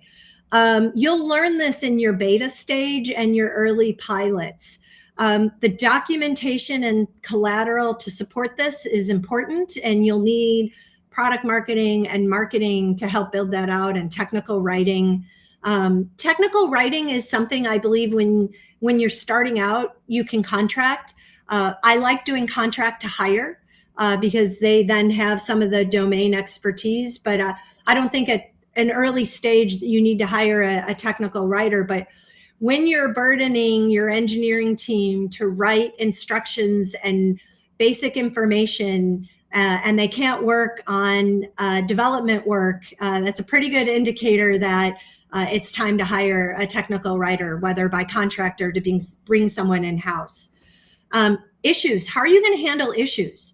Do you have a ticketing system? Do you have a workflow?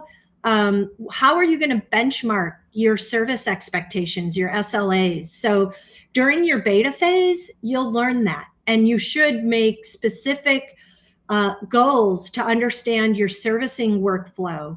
And how much are you burdening the engineering team? How much are you pulling them out to help you? That's going to help you establish your SLAs. Reporting and analytics, that's key. How is your customer utilizing your product, and how is it benefiting them? Pilot purgatory, I have a whole slide to talk about that, how to not be stuck in a pilot for months when you're new. And then benchmarking product performance. When you're in your pilots and your beta stage and working with customers that are considering your technology, that's when you're going to learn. That's where a lot of pain comes in, but it's a great growth opportunity and learning opportunity. It will help you establish your service level agreements when you do go to market, when you go into production. And on the tech side and infrastructure side, What is it that you need? You need a ticketing system, Zendesk. You need escalation and workflow.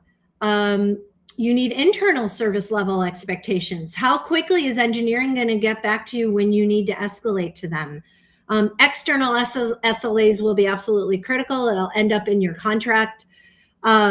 Deployment processes, you will learn how you deploy your product in your beta phase. I cannot underestimate. You need more than one beta client, and that is so worth its while to do for 3 to 6 months, sometimes even longer before you go into production.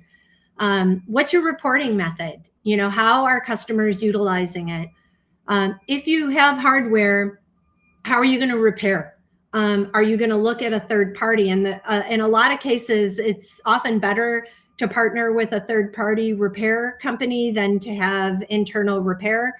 There can be pain points on both, but those are things you need to consider. And your early customers, I really believe that your deployment resources should be in-house. Whether you go to a partner to help you deploy later on is something you can consider, but you need that domain knowledge and that internal knowledge to be successful. All right, let's shift. So I talked about infrastructure, and all that infrastructure will help you scale, but what I'm going to talk about now is enterprise customers, the Walmarts of the world, and the Krogers. It will have a very long sales cycle. It's multi-stage, it's multi-year. And when I say multi-stage, it's not 3 steps and you get to a sale. You're talking 8, 9 steps. And each of those steps can be a couple of months or several months in length. They'll want to know that you have a few customers. So I wouldn't go after enterprise customers until you've gotten your toes in the water and your feet wet, so to speak. You can learn from a lot of your early adopters and your early customers before you start looking at enterprise level customers. Innovation centers within large corporations are not always the buyers. They're your champions, and it's a great way to get in the door. But when you're talking to an innovation center, for any company, you want to try to understand if they will refer you and if they can get you in touch with the different groups that actually do the buying early on. If you have hardware, they're going to look at your production capabilities. So that really needs to be buttoned up. They will come to your production site and want you to present on how you can scale. How many machines can you make in a week? What's your quality process? What's your QA and QC? You're going to want to have that all documented, and you're going to be able to prove to them that if they give you a large order for 500 robots or 1,000 robots, they'll want to know how quickly you can deliver it. And they'll dive pretty deeply into that. Service level agreements, that needs to be mapped out and will be part of your presentation to enterprise customers. And that's when you also will look at, as you scale and ramp up, does it make more sense to hire and partner with a third party to help you for a large deployment, or for a permanent service partner? Something to know about enterprise customers, they're not always going to be a reference for you. In fact, until you're really ramped up and have had a large number of deployments, they won't make an announcement, and you're not allowed to use them in your marketing materials. So it's something to keep in mind. That's why you still want other customers that you can reference, because you need reference material for your sales enablement. You need it for your website. And lastly, something to think about with enterprise customers is they often require heavy customization, and they may end up dominating your roadmap for 1 to 2 years. And because they're going to give you an order of 1,000, 2,000, 10,000 robots, then they're going to dominate your roadmap, and they're going to be your partner. And it's important to work with them and know what other markets you need to prioritize as well. It will take a lot of your time, and it's a very heavy partnership, but a very important one. Pilot purgatory. That is when you are stuck in a pilot for months and the customer keeps saying, we need more time to make a decision, or we need more features and functions before we're going to purchase. It really comes down to your product readiness and what you're going to launch with, your minimal viable product. Are you really launching with a production ready product, or are you really more in beta phase? These are some things to be honest with yourself as a company. But how do you set yourself up for success? Well-defined KPIs. Keep it short. It could be a one-page document with 10 metrics, and they don't, maybe 10 KPIs, and maybe only 5 of them are measurable. The other 5 are more qualitative.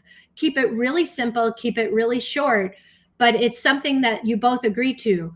I usually prefer to suggest the first draft and let them give input, but you both should agree upon it.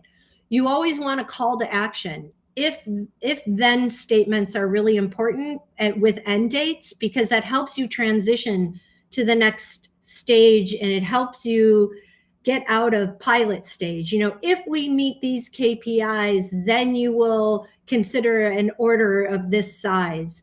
That may change over the course of the pilot, but having those if-then statements will really help you. Frequent progress reviews, they should be weekly. You are talking with the customer and getting feedback on a weekly basis. You're always getting voice of customer. It's throughout the pilot.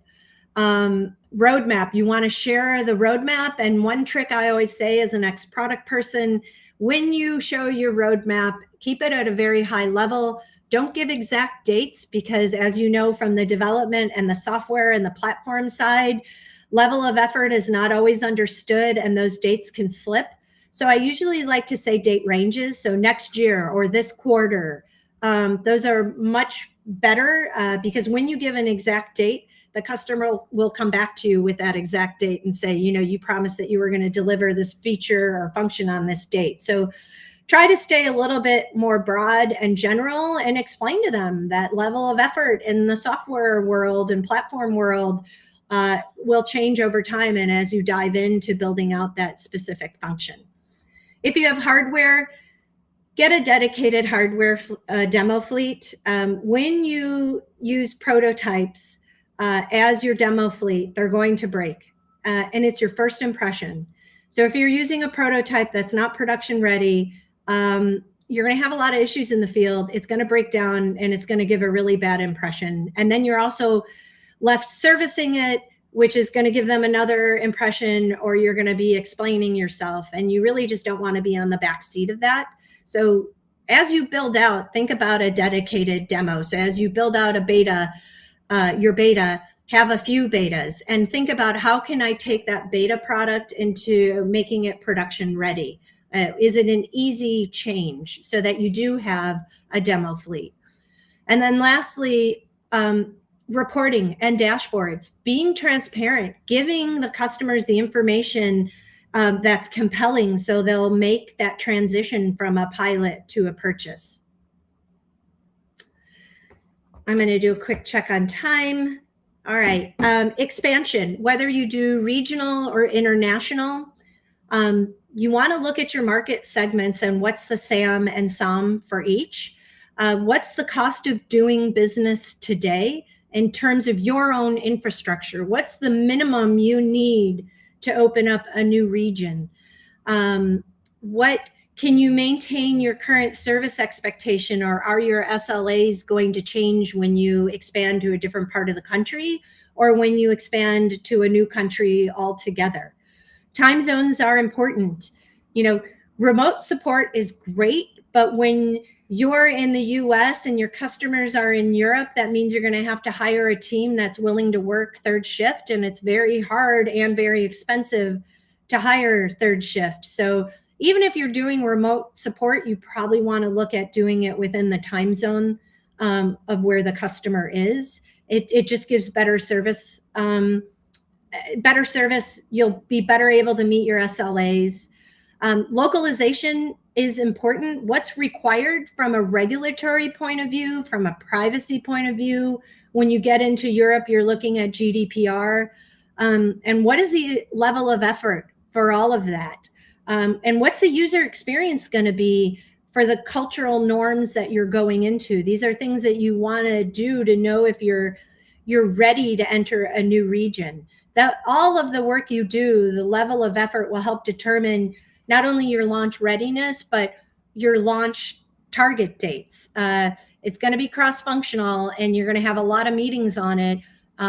Don't set your expectation on expansion until you've done this work and understanding how you're going to service it, how you're going to sell it, how you're going to support it, and the difference in time zones and the difference in cultural norms.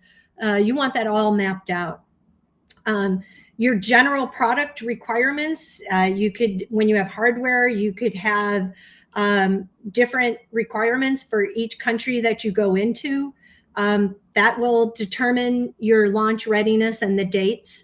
Data privacy, I mentioned already. A tip as to expanding into international regions: each country will have a foreign investment agencies, and they're fantastic resources. I cannot tout the benefits of a foreign investment agency. It will really help you. They want your business. They want you to set shop in their country, and they'll do everything that they can to help you and make sure. They'll give you lists of things that you need to do to enter into the country. They'll give you referrals. You know, if you're going to do a third-party HR because you need to hire within the Netherlands, they'll give you suggestions on third-party services that you can work with. And then each region will teach you. It'll teach you about how ready you are to expand regionally or internationally, and do a debrief after you've gone into one country or one region. Talk about all those processes and steps so that you're fully aware of what went well and fully aware of where you need to work on your processes or support so that you can be successful in the next region. Building robots is hard. The tip of the iceberg, you're looking at how service friendly is your hardware. You know, can you swap components? Can you do remote troubleshooting? Can you get best in class off the shelf hardware versus trying to build something out, keeping the BOM in mind, the cost to build your product, and human robot interface. The user experience is core. It's at the tip of the spear. But below the iceberg, the tip of the iceberg, are some of all these other things that you need to think about to scale. You know, what's your cloud infrastructure? How many customers can you support? What's your data? What's your business intelligence? All of that, your data and your business intelligence, will help your developers as well. Edge case development and robotics simulation is critical.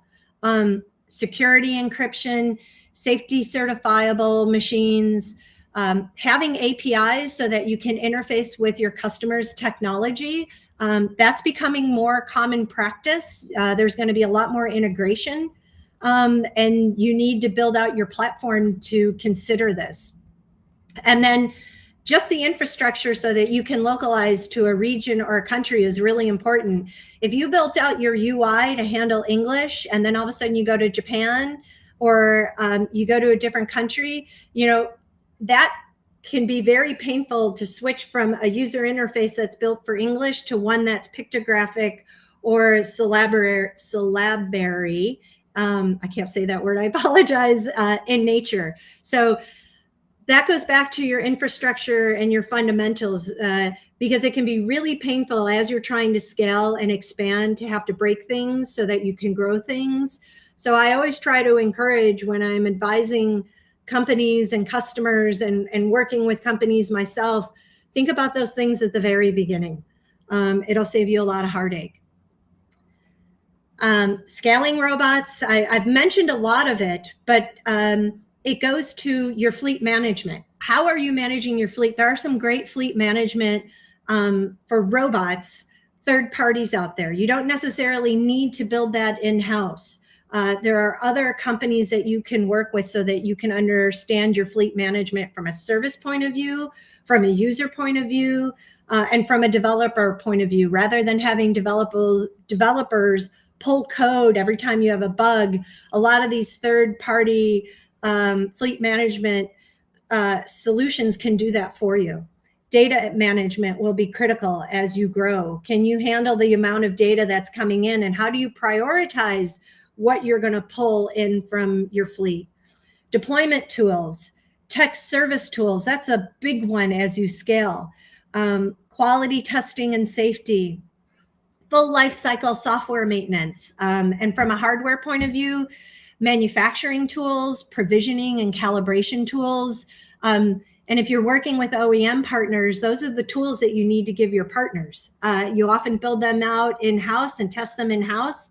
All of these things you'll need to pass on to partners if you're working in an OEM model, but that's really what's going to allow you and enable you to grow. Going back to the product and marketing side, talking about growth, this, I really like this. I've gotten this from an organization called How to SaaS, and I really like his content that he puts out. He talks about revenue growth. I like to just talk about growth at the top. But that foundation, what I have circled, is really important. It's understanding the competition, understanding your customers, their personas, their buying journey. What is your story and your value? What's the impact of the problem for your customer? Doing all of that market research should start at the concept and prototype. So of course, I'm a big believer in hiring product and hiring marketing very early on, because it's going to help you build that foundation. Because on top of that is when you build your infrastructure and you do your planning and you do your programs, and then you get to your growth. The next part of that stack is the infrastructure, your marketing tech, your sales tech, your website, your sales process. That you need to do 9 to 12 months ahead of launch. I can't tell you how many startups think they can do it 3 months ahead of launch. That is, you're really going to burn out your team. You're going to spend 3 months just trying to hire the right people. And this is part of your organic growth and your fundamental work. And I'm a big believer, even in an engineering heavy organization, you need marketing and product at the very early concept prototype stage. Stay lean early. Use advisors. Yes, they can be expensive when you're budgeting and maybe you're on seed funding, but they're going to give you really good insight. And I always find advisors from the market that you're looking to disrupt. Sales professionals should come from the market and verticals you want to enter. And you don't have to start with a large sales team, but your salespeople should be involved in there and helping run your betas and your pilots, because they're going to learn too. It's building that domain knowledge. They're taking the domain knowledge of what they have from the industry and the vertical that they work in, but then they're also learning about the product and solution. And then when you get to launch, they're just armed with that knowledge and information, and it's going to speed your processes up that much faster. So find sales professionals from the verticals that you wish to enter. External agencies, there's times you want to use them, and then there's times you want to be internal. I believe marketing requires domain expertise. Agencies will struggle when you look at strategy. So have a few resources in marketing that are internal. I'm a big believer in external PR agencies. I don't think you need to bring in a comms person until you have a customer base and a growing customer base. But I'm a big believer in always having an external PR agency. They know the news organizations, they have their contacts. They're going to have multiple people that have multiple contacts. It's going to be better than any one internal comms person can do. Now, of course, when you grow, you want someone to manage that. But I believe external PR agencies are great. Marketing basics should be internal. Product marketing, content, marketing ops, that should be internal. But where agencies are good are for execution. So keep strategy in-house. But when you're early stage and you don't want to build out just yet, that's when you can leverage an external marketing agency for your execution. But always keep strategy in house. And then sales channels. Start with internal. Have 1 or 2 salespeople in that beta and pilot phase before relying on your channels. Because if you do want to build out channels and sales partners, those domain experts will be the ones who help train your next channels. So you want to keep some stuff in house. All right, that's it. So I'm going to stop sharing my screen and open it up to questions. Thank you so much, Sandy. That really, really resonated with me, especially what you said about enterprise, because that's exactly where I am today, and exactly what I'm dealing with over the past since I got hired. So really interesting to hear that this is a common theme. Yeah, they'll And take I a lot of time. I mean, they're worth it. They can be really worth it, but it's very time consuming, and it's they are your partners. Yeah, and they're definitely maturing our application, but it's it's a transition. And I apologize, folks, we don't have time for questions because we need to move to the next speaker. But I highly recommend if you have questions, because I bet you do, reach out to Sandy on her socials, and I'm sure she will be happy to answer that way. Yeah. If anybody would like to reach out to me on LinkedIn, I'd be happy to answer questions offline. Sorry, I thought I had a few more minutes for Q&A, so I apologize, but I'd be happy to field questions on LinkedIn. Sandy Agnos, please reach out to me. Thank you so much, Sandy. That was so good. Oh, great. I'm glad you enjoyed it. Have a great day. Thanks, you too. I believe Javy might be coming in. There we go, to introduce our next speaker. What's up, Jenna? How's it going? Well, we're coming to the end. Sad that we're down to our last speaker, but excited about the topic. So I like to introduce to you Troy Sandig. I hope I pronounced that right, Troy. I apologize if I didn't, but I'm excited to have you talk about strategies to create a brand amplifier and growth accelerator for your business. How's it going today? I'm doing good. How are you? Doing well. Thanks for joining us. No, I'm ready to get going. This has been great so far. I don't know if y'all been having the insight has been really great. So I hope y'all taking notes and connecting with speakers later. Yeah. Well, I'll give the mic over to you, and I'll let you kind of take over if you want to introduce yourself and kind of dive into your presentation. Sure. So Awesome. I'm to hopefully y'all can see my screen. Let's see. Is it showing okay? Yeah, there we go. Cool. So we're going to talk about strategies to create a brand amplifier and growth accelerator for your business. Now, for context, I'm big on concepts and strategies. So take the things that make sense to you and apply it to your business, because depending on how much money you need to raise, where you are with your startup, where you are, if you're trying to get VC, if you're trying to get funding, if you're SMB, if you're an entrepreneur, all these different ranges, growth is subjective. And so whatever monetary amount you're trying to get to, whatever place you are in your business is all subjective and depending on your goals and everything else. So let's just dive right into it. So first thing I want to make it very clear is that to create a brand amplifier and growth accelerator for your business, you must expand your mind, your marketing, and your money. Full context, I'm big on alliteration and mnemonics, and I think that's an easy way for people to understand no matter what level they're on. So I'll try to not use as much high-level marketing jargon and really get down to the meat of the thing. So when you're with your mind, you want to create a growth mindset. With marketing, you want to execute growth marketing. And money, you want to increase profitability. What good is if you ain't making that green, the MONEY, right? So a little bit about me before we get to the deep end. I'm a award-winning marketing strategist. I am known as a strategy hacker. I've been doing it for 10 plus years. Author Strategize Up. I have a pretty cool podcast. And I live on Twitter, LinkedIn, and pretty much any social audio platform. So if you want to connect with me after, feel free to do so. So growth mindset. I know. Well, Troy, I'm here I want to learn strategies and concepts that's going to really help me get to where I need to be. It all starts right here. It literally all starts right here. Now, I'm not a person who can give you any woo, so you don't have to worry about that. But I do want to make it very clear, whether you're the founder, whether you're a marketing lead, you're the sales lead, you're an army of one, you're just getting started. No matter where you are, you must manifest this of how you're trying to grow, and it all starts in your mind.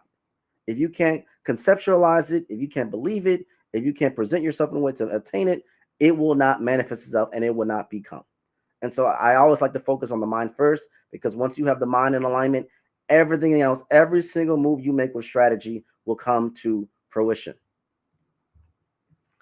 So, how do we apply a growth mindset for our business? Know the key metrics and benchmarks that matter to your business performance, not vanity metrics that mean nothing. Know your SWOT and adjust accordingly. Your strengths, your weaknesses, your opportunities, and your threats. And trust the process, accept the flow, and move your heart, but also be data driven. So, the thing I always want to talk about when it comes to these things is that growth is not easy. And so, if you don't know your strengths and your weaknesses and your opportunities and your threats, you can't grow. Now, there may be things based off your audience, based off where you're looking in the data, everything like that, where your audience, the people you're trying to reach, is demanding you to be a certain way. And maybe you yourself or your team is not fashioned in that way. So you have two options. You continue to go against the grain and just pivot and see what happens. And hopefully the right audience will find you where you are, or you meet your audience where you are. Now, if we're juggling on the time span, I have only X amount of time to get to that level of growth, probably be in your best interest to fit where your audience is. And so you really have to understand, which metrics make sense to you. Now, I get it. You can pull up a ton of different software, a ton of different tools to give you all this data, but we can get lost in the data. And one thing the data doesn't showcase is the human element. And so be very cautious and mindful of understanding which data matters to you most. And if you do not know that, for example, if you're sitting in a room with your team, assuming you have a team or your trusted advisors, board members, however you want to be in the situation, analogy, and you're going and it takes you an hour and you're going through all this data, all these different reporting, and you don't have any clarity on how you need to make moves, you're valuing too much data. What good is having all this library of data if you can't make action points? That's why a lot of startups, a lot of businesses, they don't move as quickly or they don't get any traction, is because they're so obsessed with hoarding the data without finding the right data points to measure, but then also be aware that what you're measuring now may not be relevant to you 3 months from now, 6 months from now, a year from now. So we're always in a state of making sure that we understand the data points, but make sure it applies to where we're trying to move and where we're trying to go. So a lot of excuses, people out here all the time is not enough time. We don't have enough time, and that may be predicated on, I don't have a team. I don't have a consultant or a series of consultants, third-party agencies. I'm trying to hire new people or bring on contractors. I'm trying to learn some things myself to keep myself lean and adjustable to time and everything else when I'm trying to scale. There's so many reasons why we're struggling with getting off the ground or launching to our next level. Maybe you're in, seed round, maybe you're going to the next round, all these different things. And yeah, it's very challenging. It's very hard. It's very, all the things, but keep in mind that the goal to make sure you really get to your success point is that you continue to make progress. Sometimes when you're a leader, you can be very analytical and very cautious. You don't want to take on too much risk. You want to be very calculated with your results and your moves, which is perfectly fine. But at the end of the day, you got to make progress. Progress wins. Perfection kills. So instead of trying to make everything perfect before you make your next move, take progress. You want to know why? Because it's very simple. I can analyze all the data in the world and make assessments, but I don't have active use case scenario of what is going to happen unless I actually do. If I actually perform to go against my hypotheses, to go against what I think may work, and it may not work. And so you have to move the needle. You have to make progress. And I was going to say this: progress is impossible without change. And those who cannot change their minds cannot change anything. Growth only happens through change. And so if you're feeling very uncomfortable with where your business model is or where you're going in, maybe you're not getting your MMR, or maybe you're not getting your AR or anything like those things, you have to make sure that you're pivoting accordingly and you're embracing change when necessary. And I'm going to get to that a little bit deeper in this presentation, but I just want to kind of set the tone, because I really want people to think of things through in a different way. Sometimes when people bring me in as a strategy consultant, I'm the bad guy because I ask the tough questions. And maybe it's not, hey, show me your numbers. No. How are you feeling? How's the team doing? Are you really hitting the numbers that you want? Is it the experience of achieving your numbers? Does it make sense of where you're trying to go? Like, these are the hard questions you have to ask yourself That sometimes it feels like, well, Troy, I've already figured that out because I created my mission statement. I created my product line. I know what I'm doing. I'm just trying to get more funding, Troy. I'm just trying to be better at my marketing. But you always have to come back to this core nucleus of who, what, when, where, and why, and how. Always. And adjust and modify accordingly based on where you are and based on where you're trying to be. Again, I'm just trying to say, I know growth is hard. We went through the list, all the stuff, but growth is still very much possible. So the first thing to really think about, I talked about the mind plus simplification. Oh boy, simplification is a key gem to any successful startup, any successful business, any successful marketing plan. You really want to make sure everything is incredibly simple for you to do what you need to do, because when things are simple, people know their roles. People know what to expect. People know how to execute, and they can duplicate that over and over and over and over again. It's easy to state. It's easy to share. Do a quick evaluation of yourself. Does your mission make sense? When people go to your website, do they get what your product, what your service, what your business is about in like 10 seconds? Look at your pitch deck, your most recent pitch deck you send out for VCs. Does it make sense in the first slide? Like, be real with yourself. Do you feel like you got to fill in all this added noise and void to make it make sense? If that's the case, it's not simple enough. It's just not simple enough. And I get it. We're doing all these different things. We have, in our mind, it all makes sense. But how we speak, it may not line up at all. So first thing I want to talk about is my Clover business framework. And it goes on something like this: clarity, leverage, optimization, vision and value, execution, and results. You want to be clear about your goals and your why. You want to leverage your time and resources wisely. You want to never, ever, ever stop optimizing your processes. You want to manifest your vision and exchange value. You got to execute, and you got to pursue results, get results. And once you get your results, reset your goals and continue to go on to get the results again. So clarity, leverage, optimization, vision and value, execution, and results. Now, I lead in with this strategy first because it sets a tone. Your mind, it forces you to be simplified in your approach, and I make sure that it's in a circular motion. You can be clear about your goals, and you could be optimizing, and you could be executing, but you're not getting that green. You're not getting the results that you want. You're not getting enough subscribers and users on your platform. Your app isn't doing what it needs to do. The funding isn't getting where it needs to go. The marketing isn't achieving. You're not getting leads in the door. You're not closing on your deals. Your ROI is not as good anymore. Like, you have to understand where these components are, and it's all in a circular motion. You can have some, but you want to have all. And many times we don't leverage our time appropriately. We don't leverage our community appropriately. And we have to make sure that we're measuring everything accordingly. So clarity is essential to know what moves you need to make. I want to say it again. Clarity is essential to know what moves you need to make.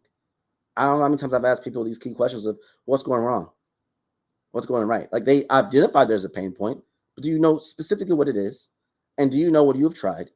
And typically most people know what they need to do. Most people know exactly what they need to do. They're just not taking action to do it. But if you're not clear about your action points, that's a problem.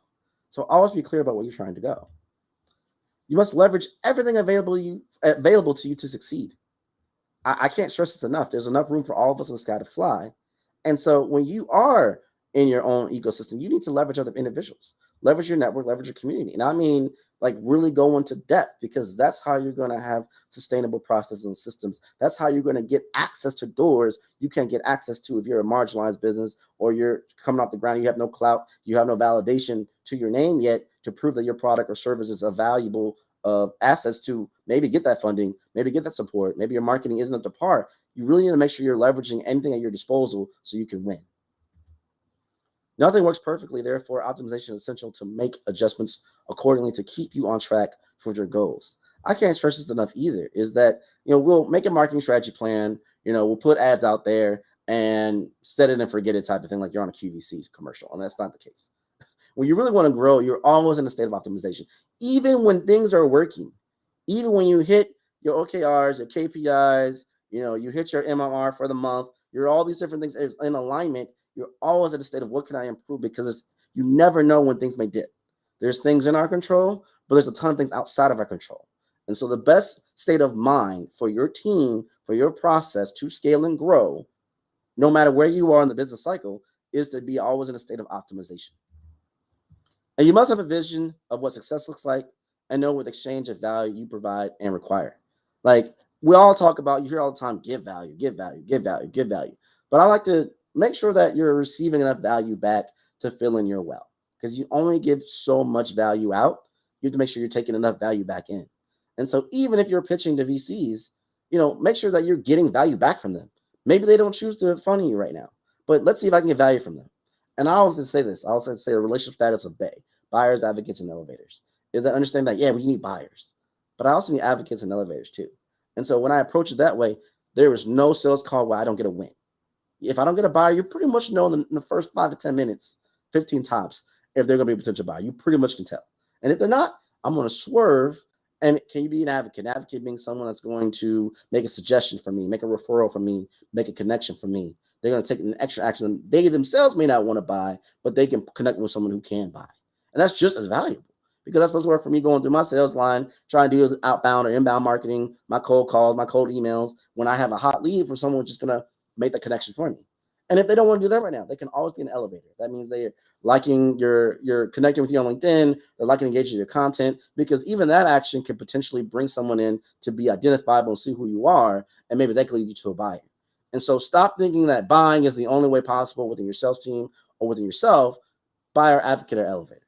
And so with that being said, given that's why the value of exchange of value is so critical. It's so important. And so making sure that you're doing that. And then I get this question all the time, well, Troy, what's between clarity and having that vision? Well, clarity is literally notating what you want, what you need to do, how you want it to go.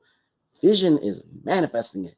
When is the last time you have manifested the literal experience of what it feels like to achieve your goals for your business, for your startup, for your SMB, for your product launch, for your go-to marketing strategy? When is the last time you have literally manifested what that looks like, what it feels, how the flow should go? It's not enough if you get the money, if you get the funding, if it is not in alignment with the way that you want it to go in the first place. And so a big part of that is manifesting that. But then also, my last thing on this point, when we're talking the exchange of value, people want to be part of the mission. People want to be part of that journey. And so when you have that clarity and you're able to manifest it, you can share that with everyone around you, and they can be part of that journey to make that thing possible. So we're bringing that into the forefront. We're bringing that into the reality. Again, success can exist unless you execute. Look, what good is you coming here on this amazing summit, 2-day summit? You're getting all this information, you're taking all these notes, you have it available to it later and all these different things, you're connecting with folk, all this stuff. If you don't get off this screen after it's over and start executing, you got to move. You got to take action. Growth don't happen without action. And people hear that, you get your, maybe you're a Gary V person, your Grant Cardone, you're a different, whatever your podcast of choice is, whatever hypes you up music is, you got to take action. It's not enough to just take all this information in and you're at the same spot you've been in 3 months from now. We don't got time for that. If you really want to scale, you must take action in the now, therefore requires you to execute. And the effectiveness of effort is only determined by the results it generates. Your return on investment, your revenue, your attention, and your respect. And so, executing is great. I want to make it clear. If you're just in the state of being busy, that doesn't mean that you're executing to the maximum possibility to get the results that you want. So check everything that you're doing over the week. Check what your daily routine is within your business, how you're doing things, and make sure that you're not just in a cycle of being busy instead of executing in an effective way that's going to give you the results that you want. Growth market.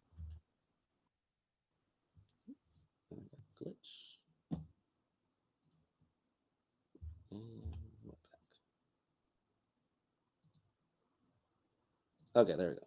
I think I got it right. So the 5 C's to generate growth: consideration, communication, connection, consistency, and community. I always like to talk about these things because it's very essential to making sure that you generate growth in an effective way. So I need to consider my audience. Sometimes we think too much about ourselves and make that our judgment call for what we're trying to do.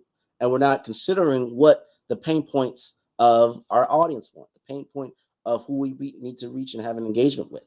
Are we really considering that? I like to say, are you the Tylenol or are you the chocolate cake? Are you relieving pain or are you creating joy? It should be that simple. What's your pitch? What's your business mission? Is it solving pain or is it bringing joy? From that, you should be able to consider what the pain points are so you can solve them. But that requires you to communicate effectively. that also requires you to make that connection between your internal team and your external team. But the other thing is that a lot of people really fail at the end of the day. You pretty much will be successful if you just be consistent. And the level of consistency ranges depending on where you are and what you're trying to get to. But we fail naturally at not being consistent. And we must be consistent.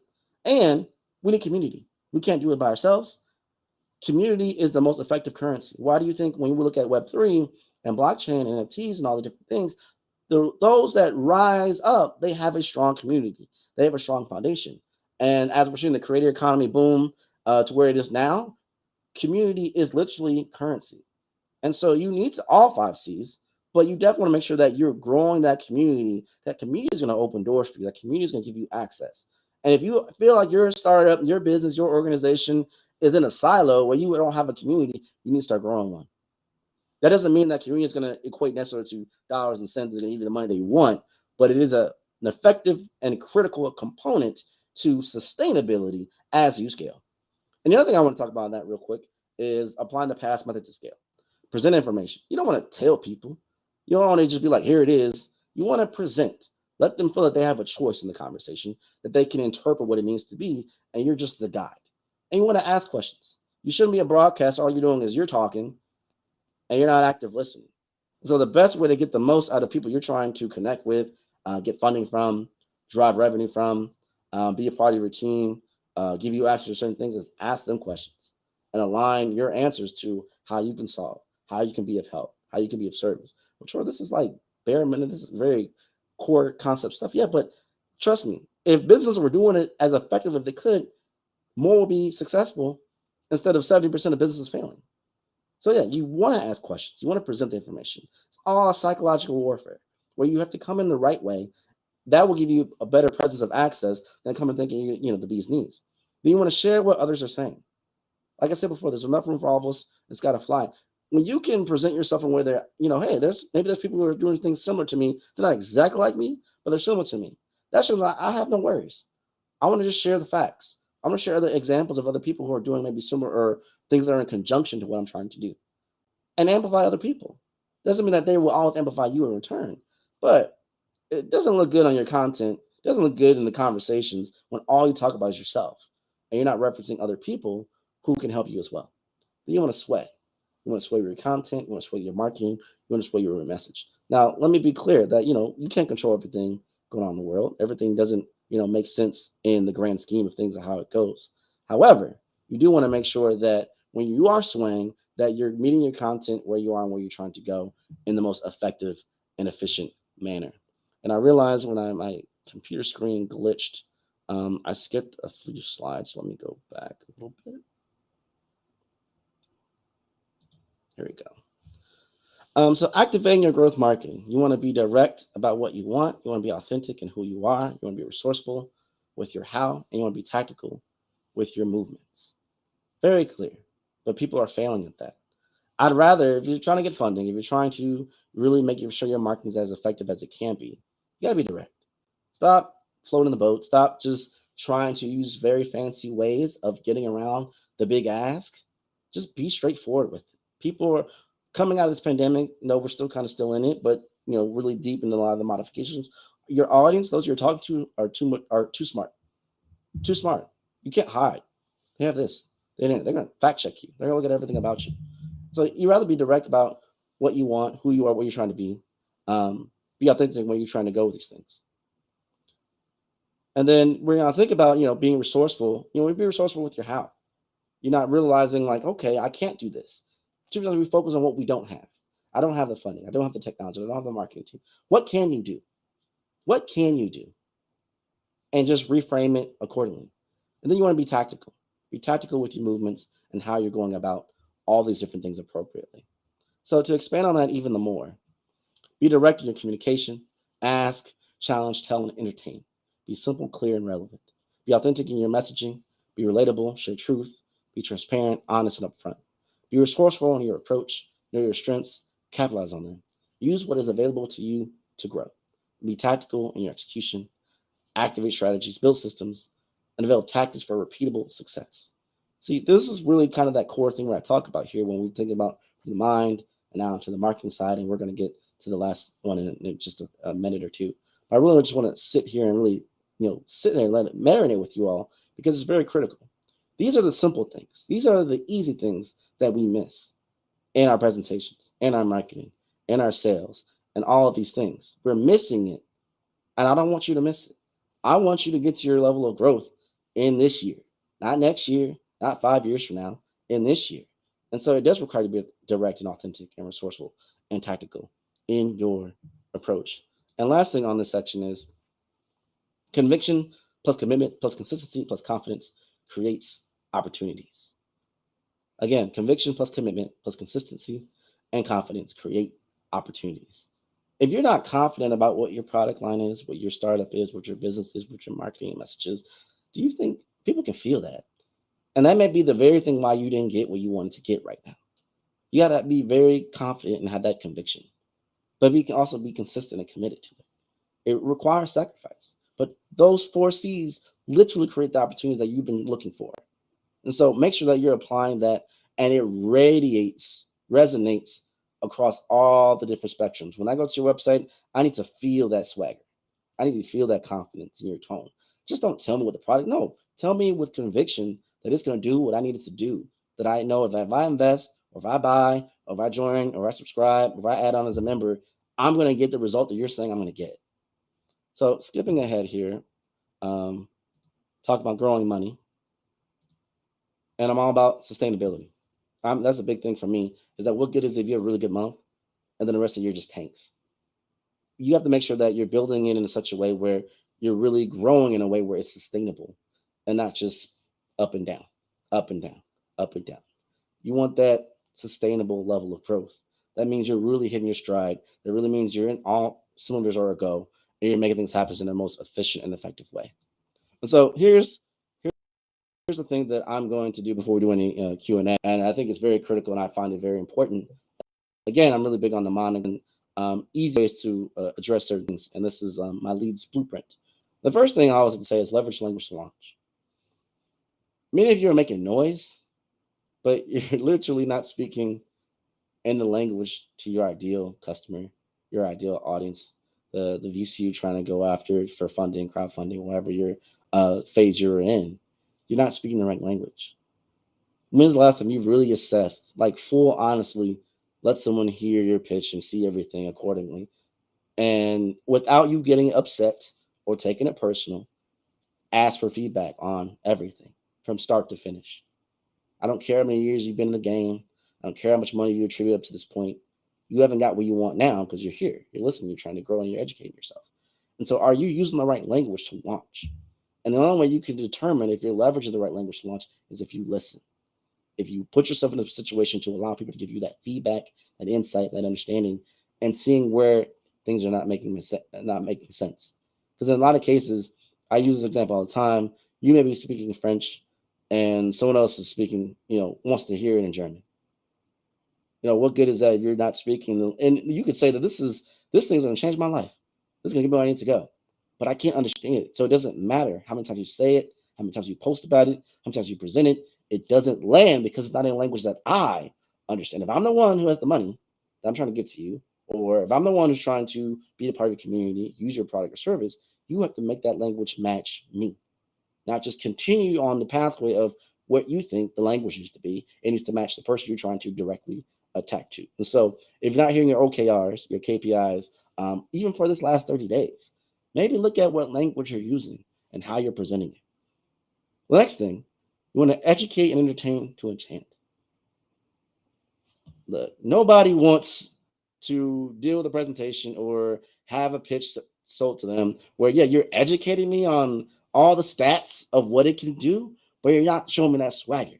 You're not also entertaining me, because that combination is what's going to enchant, what's going to get my heart to actually hear what you have to say and consider opening my pocketbook or making that access or giving you that funding or whatever the call to action is.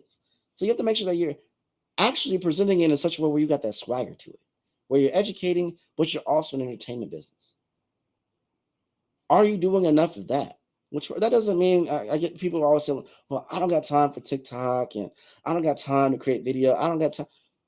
I always just pause and say, are you making the money you want to make right now? Are you at the place where you want to be right now in your business? And typically it's like they'll say no. Okay. Well, if that's the right mindset that you're not want to do other things and your audience is screaming that you need to, you got to adapt. Always do all possible things and apply that so you now can be in a realm where it's entertaining to keep their attention while you're educating them on your solution compared to other people's situations to enchant them and win them over. And this is where a lot of startups fail. That line right there between the first two lines, leverage language to launch and educate and enchant to enchant. They literally fail at that. Yeah, they have the idea, they have the product, they have all these different things and DevOps and everything else, but they're not doing the core simple things in their marketing and their sales, and they're building their community and all the different assets to align with these two first lines. The next thing, attract and amplify to activate. I think of it like this.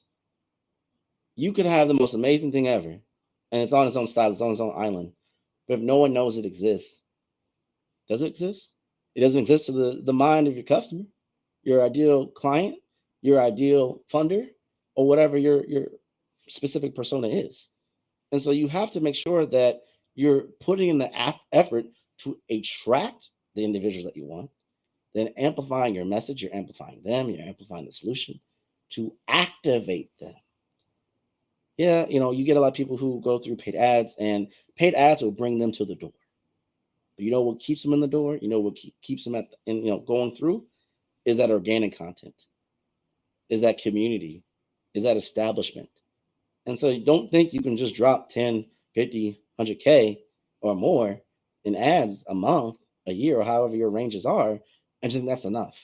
If once they get there, they don't feel heard and seen in a way that matches why they clicked on the first place, why they watched the ad in the first place, to even drive them to where your abode is. So make sure that when you're creating the right space, you're attracting and amplifying them to activate them.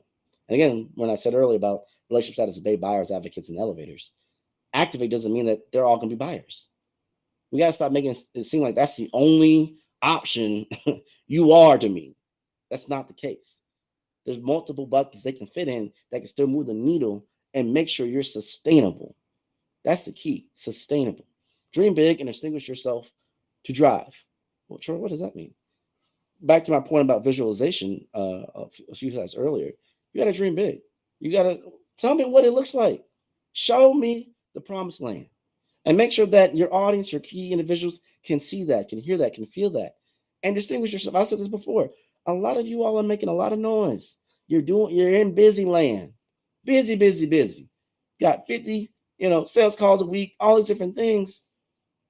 But you're not distinguishing yourself. You're not separating yourself. Paid ads of its own aren't going to do it. You can put as much money as you want behind content, but if that content isn't in the language that's going to speak to that ideal audience, won't matter. Just an expensive paperweight of digital currency you just threw out there. And we don't got time for that. So make sure you're distinguishing yourself in the right way to the right people that make sense to drive them. Drive them to make that action. Drive them to make that sale. Drive them to make that referral. Drive them to give you that access point. Everything that we do should end in an action point to launch, to enchant, to activate, to drive. All of these things. And lastly, you want to share frequently and support often to shine. I've said it before, I've said it again. There's enough room for all of us in the sky to fly. And so sometimes, like I said before, we'll be in the silo where we're doing the work, we're putting in the hours, we're trying to get where our marketing is, we're trying to see where our business is, we're trying to get in different communities and networks and all things so we can get access points, but we're not sharing frequently of what other people are doing. We're not sharing other people's success. Well, sure, that it's about me. Yeah, it is about you. But for you to get where you need to be, you need other people's help. To get other people's help, you need other people's trust. Trust is the best commodity that you can have as a currency. So again, that trust, I got to speak on things beyond just myself and amplify where things are going and support often for you to shine. You don't shine unless other people can shine a light on you. You can say you're the best thing, but I'd rather other people say and speak for me and say, I'm the best thing. My product is the best. My service is the best. My startup is an up and coming, thing. This is why you need to invest in it. This is why you need to have funds. So when we think about all these different things, whether it's Clover, whether it's Dart, whether it's leads, these things may seem very simple in scope, But a lot of organizations, businesses, marketing, sales leaders, executive founders are not executing on these things in a way that puts them in a position for success, that puts them in a position for them to grow where they need to grow at the capacity where they're trying to grow in that regard. And so with that being said, I am done with my presentation. And I appreciate you all the time. I'd be more than happy to answer any questions as they may come up.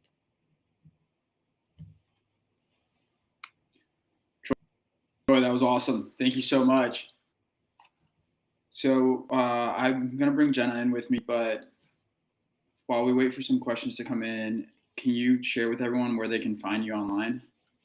Sure. You can find me everywhere at FindTroy. FindTroy.com. That was a perfect branding ploy, y'all. So every time I'm like, where can you find me? FindTroy everyone on the internet.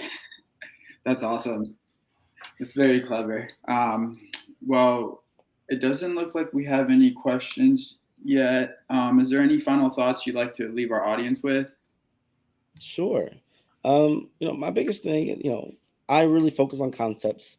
So people come, they want the specifics, but I always found that sometimes the specifics doesn't match your social economic status, your understanding level, where you are, your team. And so I always try to keep it where it's overbroad, where everyone can get something from it. And it's kind of a DIY where you make it fit where you're trying to fit. And so my hope is that where you took with my presentation or anybody's presentation is that you take this information and make it fit where you are, be honest with yourself, and then take that action. Because action produces the results that you want. If you don't take action, you can't get anywhere. And so that's just my final thought I would probably echo. Amazing. Execution is key. And well, thank you, Troy. Sorry, Jenna. Oh, no, I apologize. I just wanted to share, Troy, that one, your energy is infectious, which is awesome because it's super motivating. But also, you said a couple things that really resonated with me, and something that I wanted to touch on that I kind of thought of as you were speaking is we all are kind of built for and gifted differently, right? And some of us are the idea people, and some of us are the executors. And like, I'm an executor. I'm not an idea person. I will take your idea and I will make it happen. And it's finding those people to partner with and recognizing who you are. That's the critical piece. And this just kept running through my mind as you were talking. And I just loved it. Yeah. No, that lands. So true. So true. I think that's a very hard thing when you're a founder or you're building a marketing team or sales team, that you want the best thing on paper, but do they fit where your weaknesses lie? Not even your weaknesses, where your preferences are, where your superpower is, where your zone of genius is, and do they fit the counterpart of that? And if they don't do that, you got to make sure you find the right gems that fit where you are. That way, hey, I live in the clouds. Instead of me trying to force someone who lives in the clouds to be an executor and doer, let them be their zone of genius, live in the clouds, and find someone that complements them, that when they're living in the clouds, they find the idea, someone else can materialize it and make it become what it is to be, to make the flow much better, for sure. Awesome. Thank you so much. Thank you so much for having me. Have a good day. Thanks, Troy. Wow, what a day. That was awesome. Another great day of awesome speakers, and I took even more notes today than I did yesterday. So now I just kind of have to take them in and then digest them. So, well, any final thoughts, Jenna, before we kind of sign off here and let everyone go? My final thoughts are that I now need to take all of the really amazing things that I've learned over the past 2 days and find ways to put them into action, but to do it in a way that's meaningful and not like try and do everything at once, right? Because we want to do it. I have all of these ideas now. I'm going to go do all of the things, but it's all about doing all of the things, not all at the same time. I agree. Yeah, I know. That's something that I'm going to be focusing on, as well as prioritizing what's important today and what's going to move the needle. And then, at some point, just check all the boxes with everything that I'm trying to accomplish, because it is impossible to do everything at one time. So it's been an absolute pleasure co-hosting this event with you. Thank you so much for letting me be part of this. It's been a lot of fun. I'm definitely going to connect with you offline. For everyone else that's joined us, thank you. We were here both days. Thank you. Really appreciate y'all. Feel free to reach out to me on LinkedIn, Javy D Martinez, or Javy D on Twitter. And Jenna, I'll let you kind of take over and kind of close it for us. Sounds good. Thank you so much, Javy. It was so nice getting to know you over the past 2 days, and I'm excited to connect. So thank you for joining us. Feel free to connect with me on LinkedIn. I'm Jenna B. Charlton on LinkedIn, or They Wrestle Test on Twitter. As I said, though, Twitter is a little different than LinkedIn for me. But I'm excited to connect with folks. I'm excited and empowered by what I learned over the past 2 days. And I hope you all have as many takeaways as Javy and I do. Thank you for Glorium for including me in this event, and we'll see you next time. Have a great day, everybody. Stay safe and Bye, healthy. everybody.